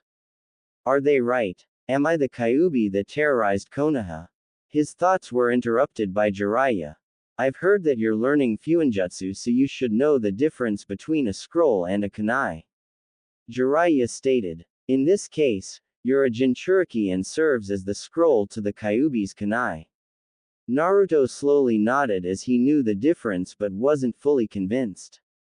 What's a Jinchuriki and is the seal secure? Hiruzen decided to answer his question. A Jinchuriki is a human sacrifice made to hold a biju. Including you, there are 8 other Jinchurikis spread out throughout the entire elemental nations. Of all the seals, yours is the most secure since the Yondaime was a level 10 Fuinjutsu master. Naruto's eyes widen over the fact that there were others like him. Were they hated and scorned just as he was? Are all Jinchuriki treated this way, and why do the villagers attack me if I'm the one keeping the beast contained? Naruto said calmly, but there was a hint of anger in his voice. If the villagers acted this way towards him, then the others probably had the same or worse treatment. A Jinchuriki's identity is usually kept hidden from the other elemental countries because they're often targeted for kidnap and assassination. The only known Jinchurikis are Roshi and Han of Iwagakure, Yugura of Kurigakure, and Kurabi of Kumogakure. Not much is known about Roshi and Han except that they fought in the Third Great Shinobi War. Yugura is the Mizukage of Kurigakure, and Kurabi is viewed as a hero in his village because of his actions in the Third War. Jiraiya said to assure Naruto that not all Jinchuriki were treated badly. He did leave out the fact that Yugura was trying to commit genocide against bloodline users. Hiruzen decided to answer the second question. Most villagers and even some ninja don't understand how seals work. As you know, Fuinjutsu is a very complex art that's slowly dying out because not many people can understand it. They cannot fathom how a bunch of lines of ink can possibly hold back a beast such as the Kyuubi. I know I cannot possibly tell you to forgive them after all they've done to you. It is okay, Gigi. I can sort of understand why they feel the way they do. They simply fear what they don't understand. Who all knows about my status? Naruto asked. He was worried that everyone knew about him. Only the adults should know about your status as a Jinchuriki, since some shinobi saw the Yondaime seal the Kyuubi in you. Word was around before I was able to make a law that prohibited anyone to talk about your status, bearing execution. The younger generation doesn't know about it. Hiruzen explained, and he saw the relief that came to Naruto's face. Thank you for finally telling me and trusting me enough with this secret. Naruto stood up and bowed deeply. Hiruzen stood up and sat on the floor in front of Naruto.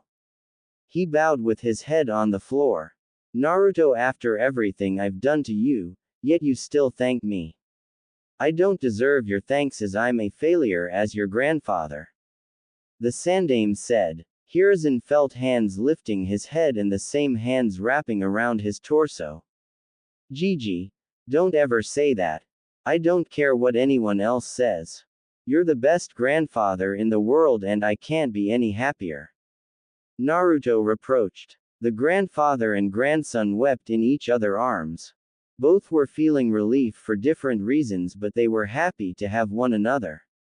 Jiraiya turned away from the scene to give the two some privacy while also wiping his own manly tears away.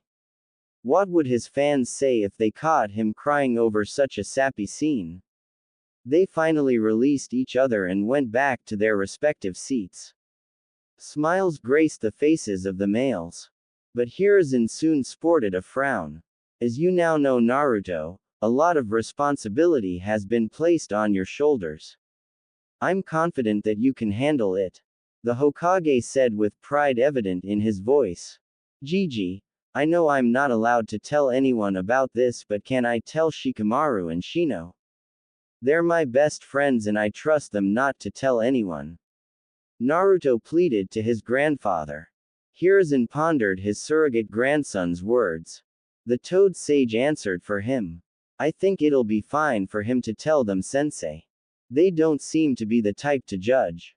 If the Gaki believes that they're trustworthy, why not believe in his choice of friends?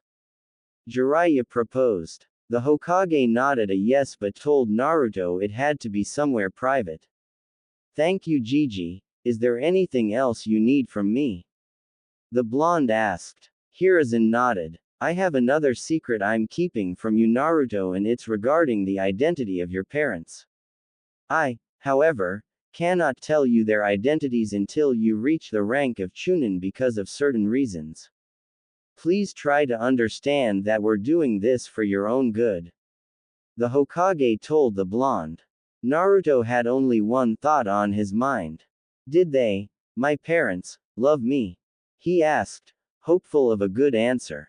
Hiruzen's smile was one of remembrance. They loved you more than anything else. You were their treasure and they regret not being here to see you grow up. I know if they were here, they would be really proud of you. The Hokage replied. Naruto knew that meant they were dead, but he still smiled as his parents loved him. Thank you, Gigi. That should be everything, I presume. Naruto asked, but the Hokage pointed to his student. I have a present to give you as well, Gaki. The present is a godfather, or more specifically, me. Jiraiya shouted as he struck a pose. Your parents made me your godfather before you were born. Naruto's eyes widened at Jiraiya's words and quickly narrowed in rage. The young boy got up from his seat and kicked Jiraiya in the gut before following with an uppercut to the chin. Naruto took out his Bakken from its seal and applied chakra to it, making it the heaviest he could possibly handle. He dashed and did a side swipe to hit Jiraiya on the side. Naruto huffed and puffed from the exertion of his actions. Where were you for the past 9 years? I had no one that cared about me except for Gigi, Ayame Nisan, Tuki-san, and Iruka-sensei for 8 years. I was beaten, abused, spitted on, ignored or glared at by the villagers every day of my life. My life finally got better when Makoto-san and Itachi-ni came into my life last year. Slowly I started to make friends and found people that cared about me. Where were you when I desperately needed someone when Makoto-san died 2 weeks ago? I know I'm just a brat to you, but couldn't you have been in my life just for an hour? I understand that you have lots of duties to perform as a Sannin, but was it that hard to tell me you existed? I'm sorry, but I don't want to see your face anymore today.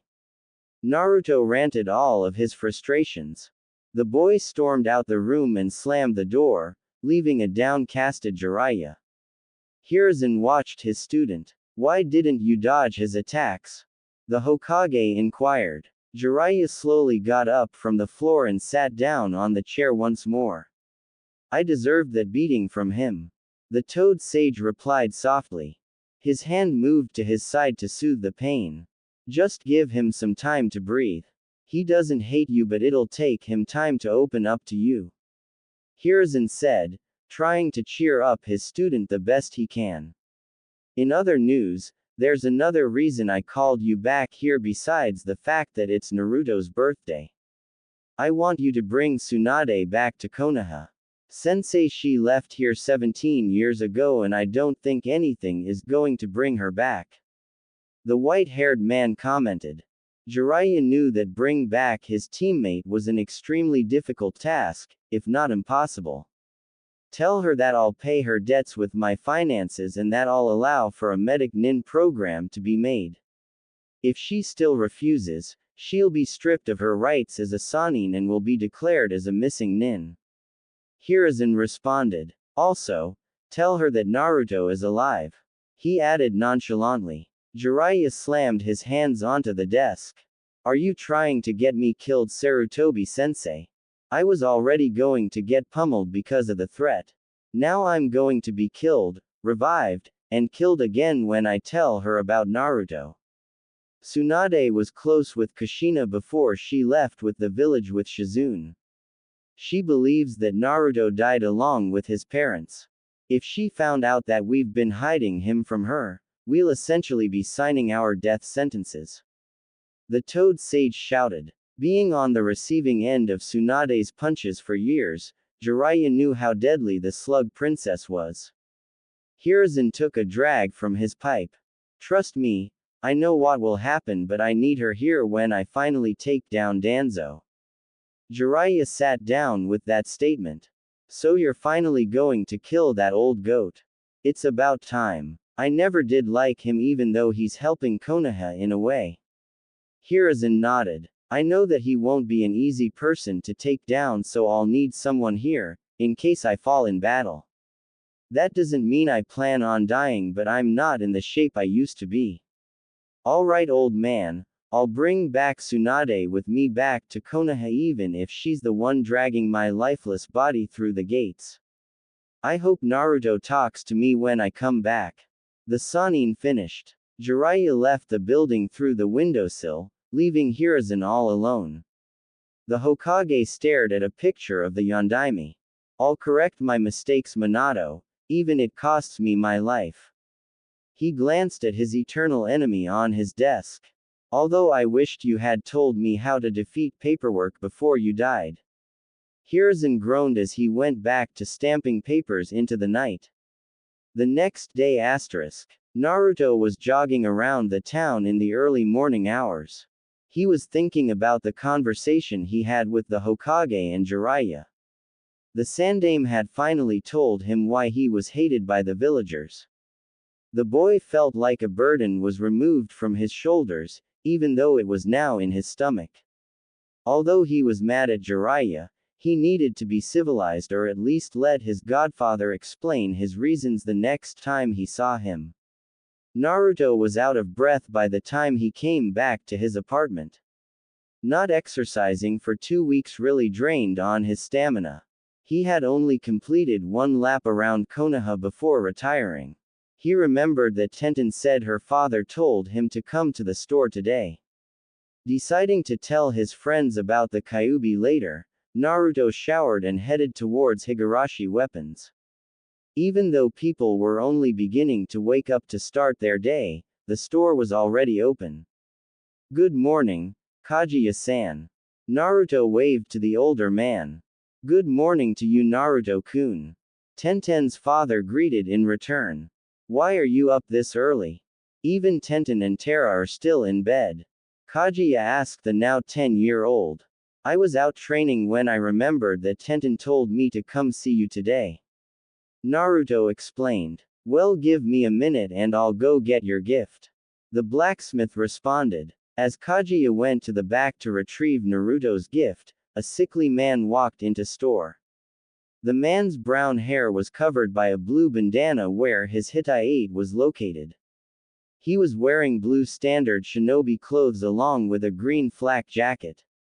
The thing that caught Naruto's eye was the dark bags under the man's eyes. Excuse me, cough, as Kaguya-san cough here? The sick man asked Naruto. Yeah, he's in the back. Are you okay? The blonde boy asked as the person coughed again. Do you need someone to take you to the hospital? Naruto was honestly worried as the man who looked like he was going to collapse any second. No, I'm fine, thank you. I have a cough problem because I breathed in some toxic gas on a mission. Since it was never fully cured, I was left with a cough problem. The shinobi explained. Kaguya came back with a wakizashi and saw the man. Good morning, Hayate-san, what can I do for you today? The bald blacksmith asked. The man now known as Hayate replied. Good morning, Kaguya-san. Cough, I was wondering if you can fix my katana for me. I chipped it during my last mission. Hayate requested. Kaguya nodded while Naruto looked at Hayate. Excuse me, do you practice kenjutsu? Naruto asked with hope in his words. Hayate saw that he was being addressed and nodded. I'm one of the kenjutsu masters in Konoha, cough if I say so myself. Naruto smiled at finding a potential teacher. I'm sorry, I forgot to introduce myself. My name is Uzumaki Naruto and I'm actually looking for a kenjutsu teacher. The boy introduced himself. Hayate smiled as well. My name is Gecko Hayate and it's nice to see that someone young cough is interested in kenjutsu. I would be interested in teaching you, but you don't seem to have a blade. The kenjutsu user replied. Kaguya interrupted the two. Actually, he does have one. This one right here. Kaguya said as he held up a black wakizashi. This wakizashi is yours, Naruto-kun. This blade once belonged to Makoto-san and she wished for me to give it to you on your birthday. I hope you accept it. He gave the blade to Naruto. The Jinchuriki was amazed as the sheath was a pure black that seemed to absorb any light that touched it. The handle was black with a small orange Uzumaki swirl on it. There was an odd circle on top of the handle. I see you've noticed the circle. Go ahead and pull on it. Kaguya commented. Naruto did as told and pulled the circle. When he pulled on it, a small kunai came out of the handle. That's one of the improvements I've made towards the blade. If you're in a pinch, the kunai should be able to at least surprise your enemies. Naruto returned the kunai to its place and pulled the blade from its sheath. The wakizashi was a medium-length katana. The metal was a pristine white like it was brand new and the blade itself was light. Naruto took a few swings with his new blade. The movements were fluid and effortless like the blade was made for him. I see you like it. Makoto-san asked that I make her katana into a wakizashi for you because it suited you more. Kaguya smiled at the little blonde. She also told me to hand this to you, in case she didn't personally give you the wakizashi. The blacksmith handed the boy a scroll. The blonde boy placed the blade on the counter as he received the scroll. When he tried to open it, the scroll resisted the force. I believe you need to pump chakra in it to open it. Hayate advised when he saw that Naruto was having trouble. The boy did as told and pumped chakra into it. As Hayate explained, the scroll opened. Dear Naruto, if you've received this scroll then that means I'm gone from this world. My death must have come unexpected to you. You must have plenty of questions that you want answers to. I'll do my best as your sensei to provide you with those answers. The question you're most likely wondering is why I left a scroll with Kaguya-san in advance. The reason for this is because I knew that I didn't have long to live. For reasons I won't disclose, my death would help maintain peace in Konoha. You might not understand but you'll need to accept it. But even though I know I'll die, I'm filled with regret. You once asked me why I was so kind to you. The answer I gave you was a half lie. While it was true I was kind to you out of my own free will, the real reason was because I was best friends with your mother. The Hokage has requested that I don't reveal her identity because of certain reasons, but that won't stop me from describing her to you. She was the most hard-headed and quick-tempered person I've ever known. But at the same time, she was also the most loving and friendliest person I've ever met. Her death, along with your father's, impacted me greatly. I fell into depression, knowing that a person I loved was gone from the world. I secluded myself from the world outside of the Uchiha compound. My world brightened it up when a certain someone decided to graffiti the compound. I watched you rigorously clean up and I couldn't help but think that you deserve a reward for your efforts. That was our first meeting and that was when I noticed that you were my best friend's son. I offered to train you in order to atone for all the years of forsaking you. I expected that we would bond over time. What I didn't expect was to see how you were treated by the village. It was as if everyone blamed you for everything that went wrong in their lives. Yet you still turned out to be the sweetest and most forgiving person in the world. I was in awe at how you continued to go on smiling even with all the obstacles placed in your life. The time we spent together was some of the happiest in my life. You brought joy back into my life. Still, the thing that I'll regret the most is that I'll leave my sons without a mother. Itachi won't show it outwardly, but I know he's one of the most caring people in the world.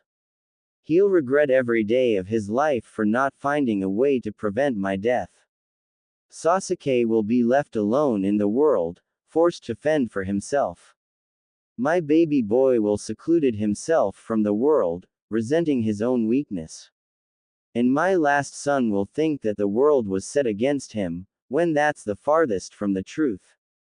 He has people that care about him and love him almost as much as I do. Even with my death, they'll help him regain his smile. Even as he reads this scroll, he knows that he isn't alone. That's why Naruto, my son, I want you to continue to smile. I want you to know that I love you with all of my heart. My tears refuse to dry as I write this. I wish I could spend more days with my boys. I wish that I had entered your life earlier. I wish I was still alive to watch my 3 boys grow up to be fine young men. Wishes that I know that won't come true. Still, I'm not worried because I know that my sons will do just fine without me. On the off chance that I'm wrong, Naruto, I want you to be there for Itachi and Sasuke. Out of the 3 of them, you're the strongest one. You'll be able to move on from this and become stronger. While it's selfish of me to place the responsibility on your shoulders, but I believe you can do it. The wakizashi I've gifted you as your birthday present. It was originally my katana, but I believe that a wakizashi would be a better fit for you. Use the wakizashi to accomplish all your dreams. It saddens me that this will be my last present to you. Naruto, please stay strong. Know that I will always love you and that I couldn't ask for a better son. Your loving mother, Uchiha Makoto. As Naruto finished reading the note, he failed to notice that tears were running down his cheeks. The streams of liquid refused to stop and they began falling onto the scroll. Not wanting to damage the scroll, the boy quickly wiped away his tears. He rolled up the scroll and looked up. Naruto noticed that Hayate and Kaguya was looking away from him, most likely to give him some privacy. Grabbing the blade that Makoto once used, a sad smile graced his face. Even after death, you still watch out for me. I'll treasure this wakizashi and use it to fulfill my dreams. And I promise that I'll be there for Itachi and Sasuke. Naruto thought as his resolve strengthened. What are you going to name your blade? Hayate asked as he turned towards the blonde. Naruto looked at Kaguya. Did this blade have a name? The boy asked. Kaguya scratched his beard and pondered. I don't believe Makoto-san gave it a name. Either that or she never told me its name. You should name it, the blacksmith suggested. Naruto looked at the blade and instantly found a worthy name. This wakizashi will now be called Jogi no Kotoba, words of a ruler, too, in honor of Makoto-san. The boy said. Both males smiled at the name. I think that's an excellent name, Naruto. Kaguya commented. Well, it looks like you have a blade now, Naruto. A lady with long purple hair commented as she came into the store. The woman was wearing a dark green variety of shinobi clothes. On her arms were black sleeves that reached up near her shoulder. She had white wraps on her left leg as well as her feet.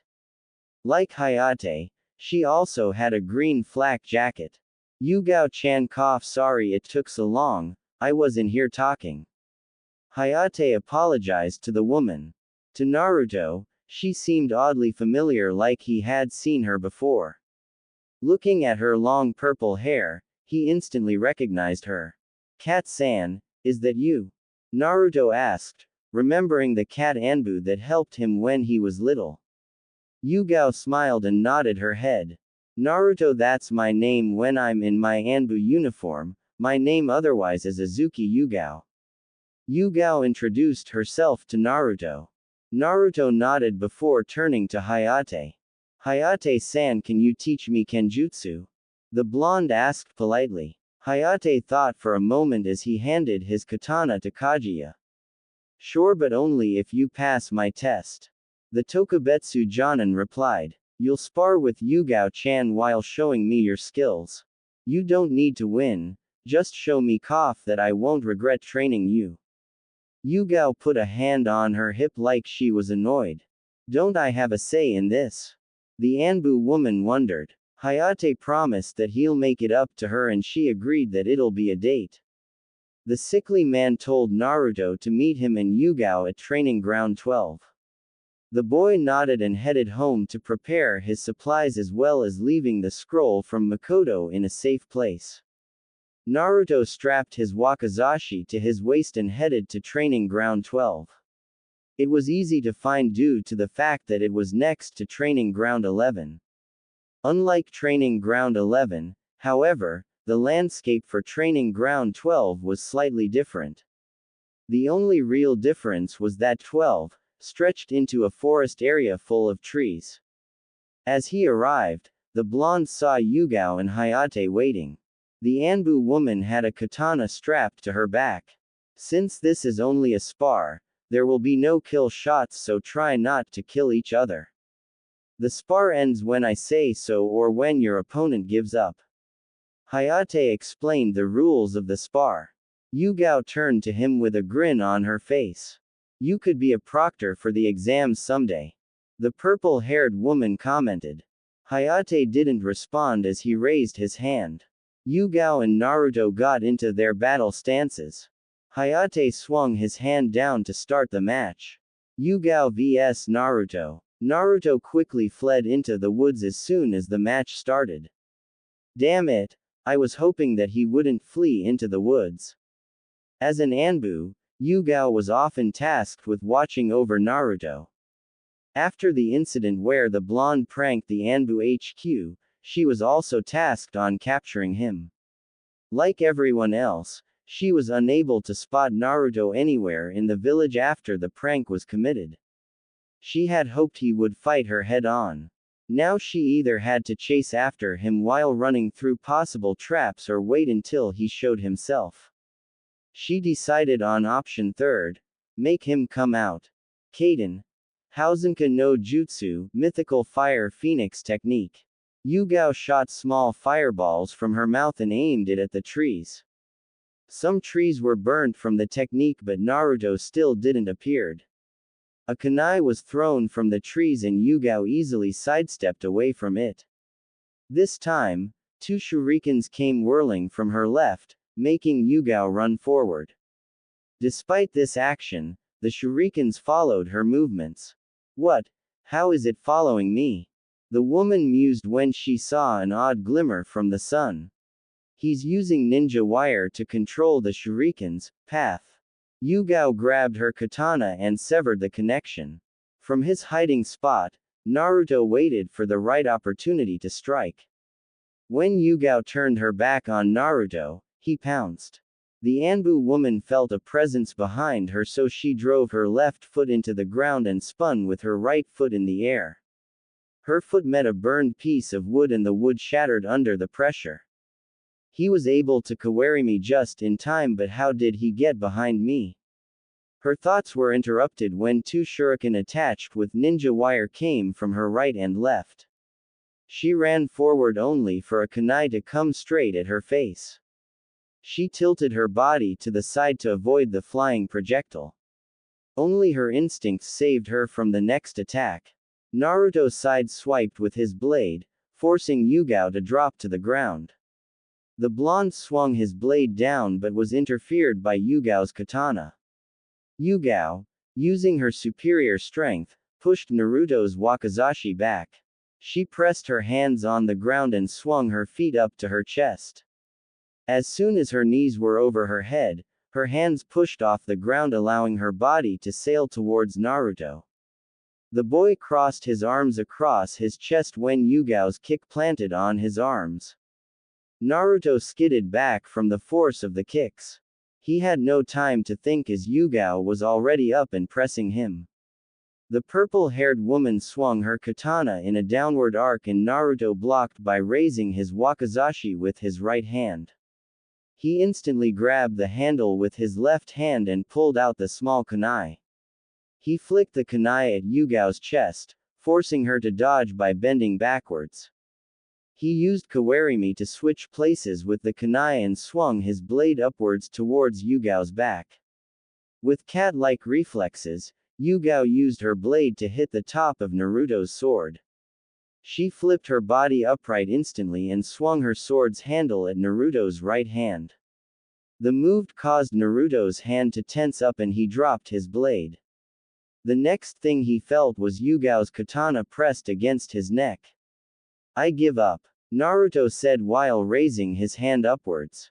Clapping could be heard from Hayate. I must say, you're better than I thought. The Kenjutsu user praised. Yugao put her katana back into his sheath and Naruto did the same.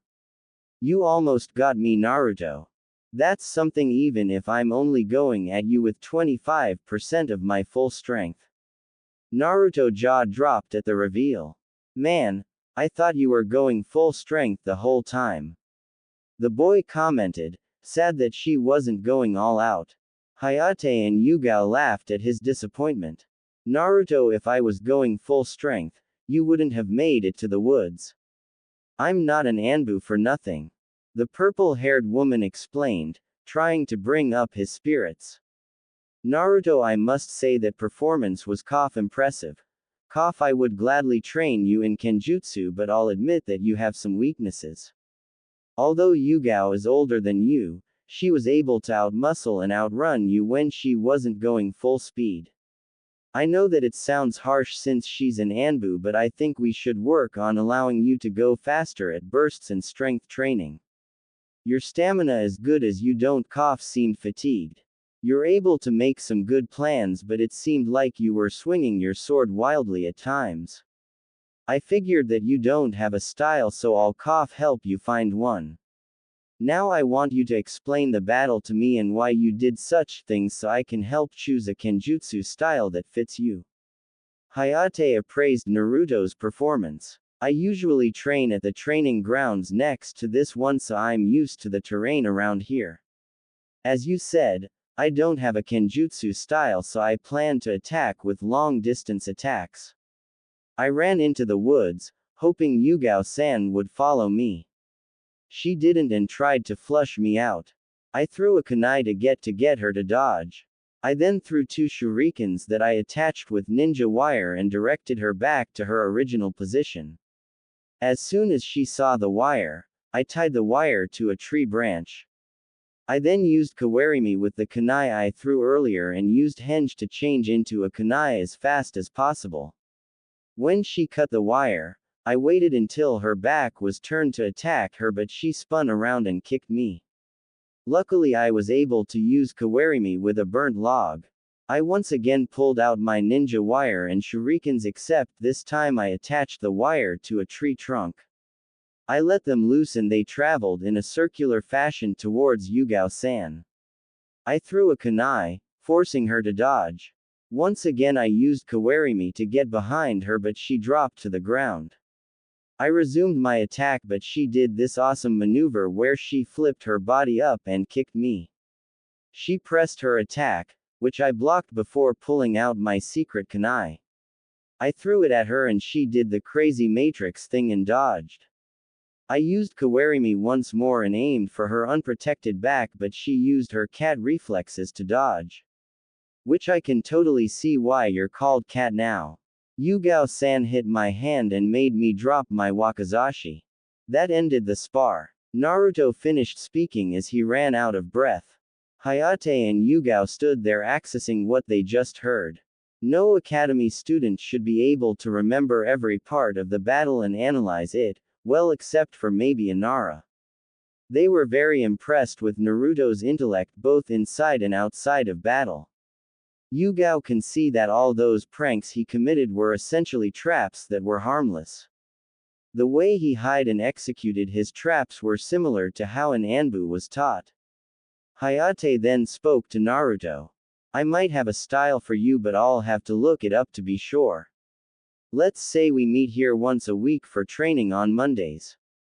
The male Kenjutsu user proposed. Naruto nodded and went to retrieve his supplies that he used during the spar. Yugao then spoke out loud. You've really found a diamond in the rough. He's quite impressive for one so young, but he seems over-reliant on the kawarimi no jutsu. Hayate shook his head. There's a reason why, Yugao-chan. After all, he was trained by kawarimi no megami. He told her. Yugao was shocked on what Hayate revealed. The last person Makoto helped train was the prodigy Shisui. She then saw why Naruto used that technique so much.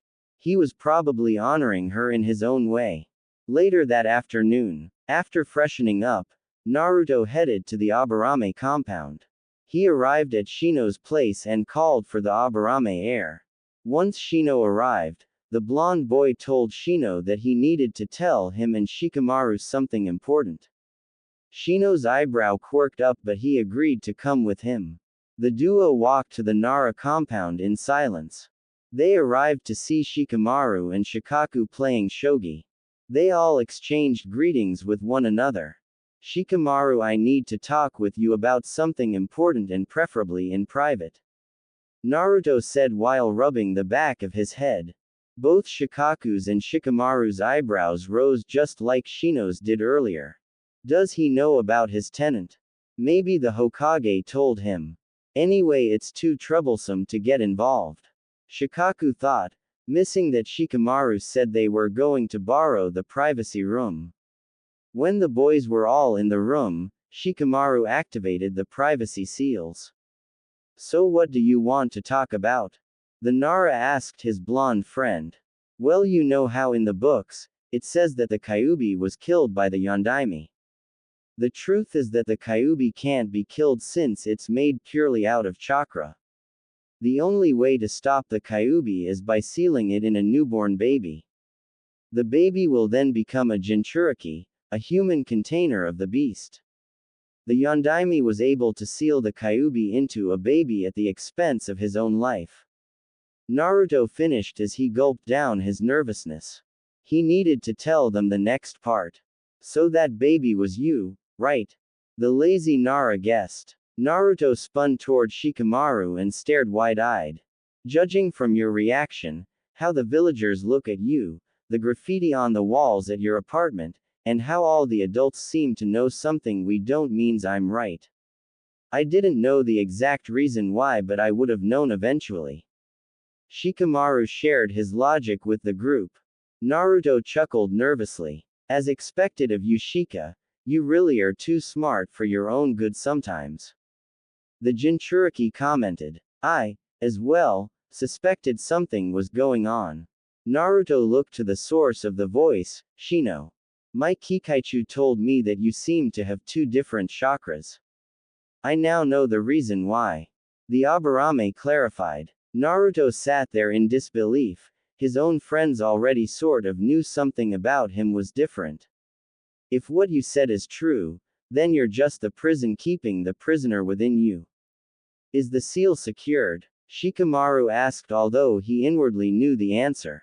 Yeah, it's the most secure seal out of all of them. The Hokage and Jiraiya of the Sannin told me so. Naruto answered. Well, if they say so, then we don't have anything to worry about, Shikamaru said while Shino nodded. You guys aren't scared of me. You don't believe that I'm the Kyuubi in disguise? The blonde inquired. Naruto trusted his friends, but he needed reassurance. Look, Naruto, you're a very good friend of ours. You're one of the kindest people I know because you always give people a second chance even when they don't deserve it. If you're actually the Kyuubi in disguise, then you're one friendly demon. Shikamaru smirked. As I said once before, you don't discriminate against my clan. You openly listen to us talk about insects while also engaging in the conversation as well. You're an ally to us and will always be until you say so. Shino chimed in. Naruto grabbed both of them and gave them a big hug. I knew I could trust you guys. Thank you so much for accepting me. Oh, and you can't tell anyone about this because it's an S-class secret, Naruto added with a huge smile. Shikamaru just muttered a troublesome, while Shino answered with silence. Naruto, Shino, wait here for a second. I also got something I want to show you, Shikamaru said after he pried himself from Naruto. He then left the room, only to come back with a book and handed it to the blonde. Shikamaru then motioned Shino to sit next to Naruto while he sat on the other side. When I said I didn't have a present for you, I was only telling you a half-truth. I didn't have your present because it wasn't ready yet, Shikamaru explained. Naruto then opened the book Shikamaru gave him. Inside was a picture of Shikaku, Yoshino, the Yondaime, and a red-haired woman. Shikaku was standing next to Yoshino while the Yondaime stood next to the red-haired woman. The picture had writing that said, "From the Red Hot Habanero." I accidentally saw this picture in one of my family's old photo albums when I was forced against my will to help clean a few weeks ago. It was tucked in the back so you wouldn't see it if you didn't look carefully. I was curious, so I asked my parents about it. They simply took the picture from me and told me not to worry about. That only further intrigued me, so I went to the library and I found out her name. Her name was Uzumaki Kushina, and I believe that she's your mother. Before Naruto can comment, Shikamaru continued. That wasn't even the most surprising thing. It's said that her son was presumed dead along with her. If you look at the picture, your mom and the Yondaime seem close. That's because they actually are close. Uzumaki Kushina's husband was Namikaze Minato. In other words, the Yondaime was your father. 1. We never find out what Ino's and Choji's mother's names were. So I used the name of their voice actors. 2. Apparently Makoto means words of a ruler, so I thought it was appropriate to name Naruto's Wakizashi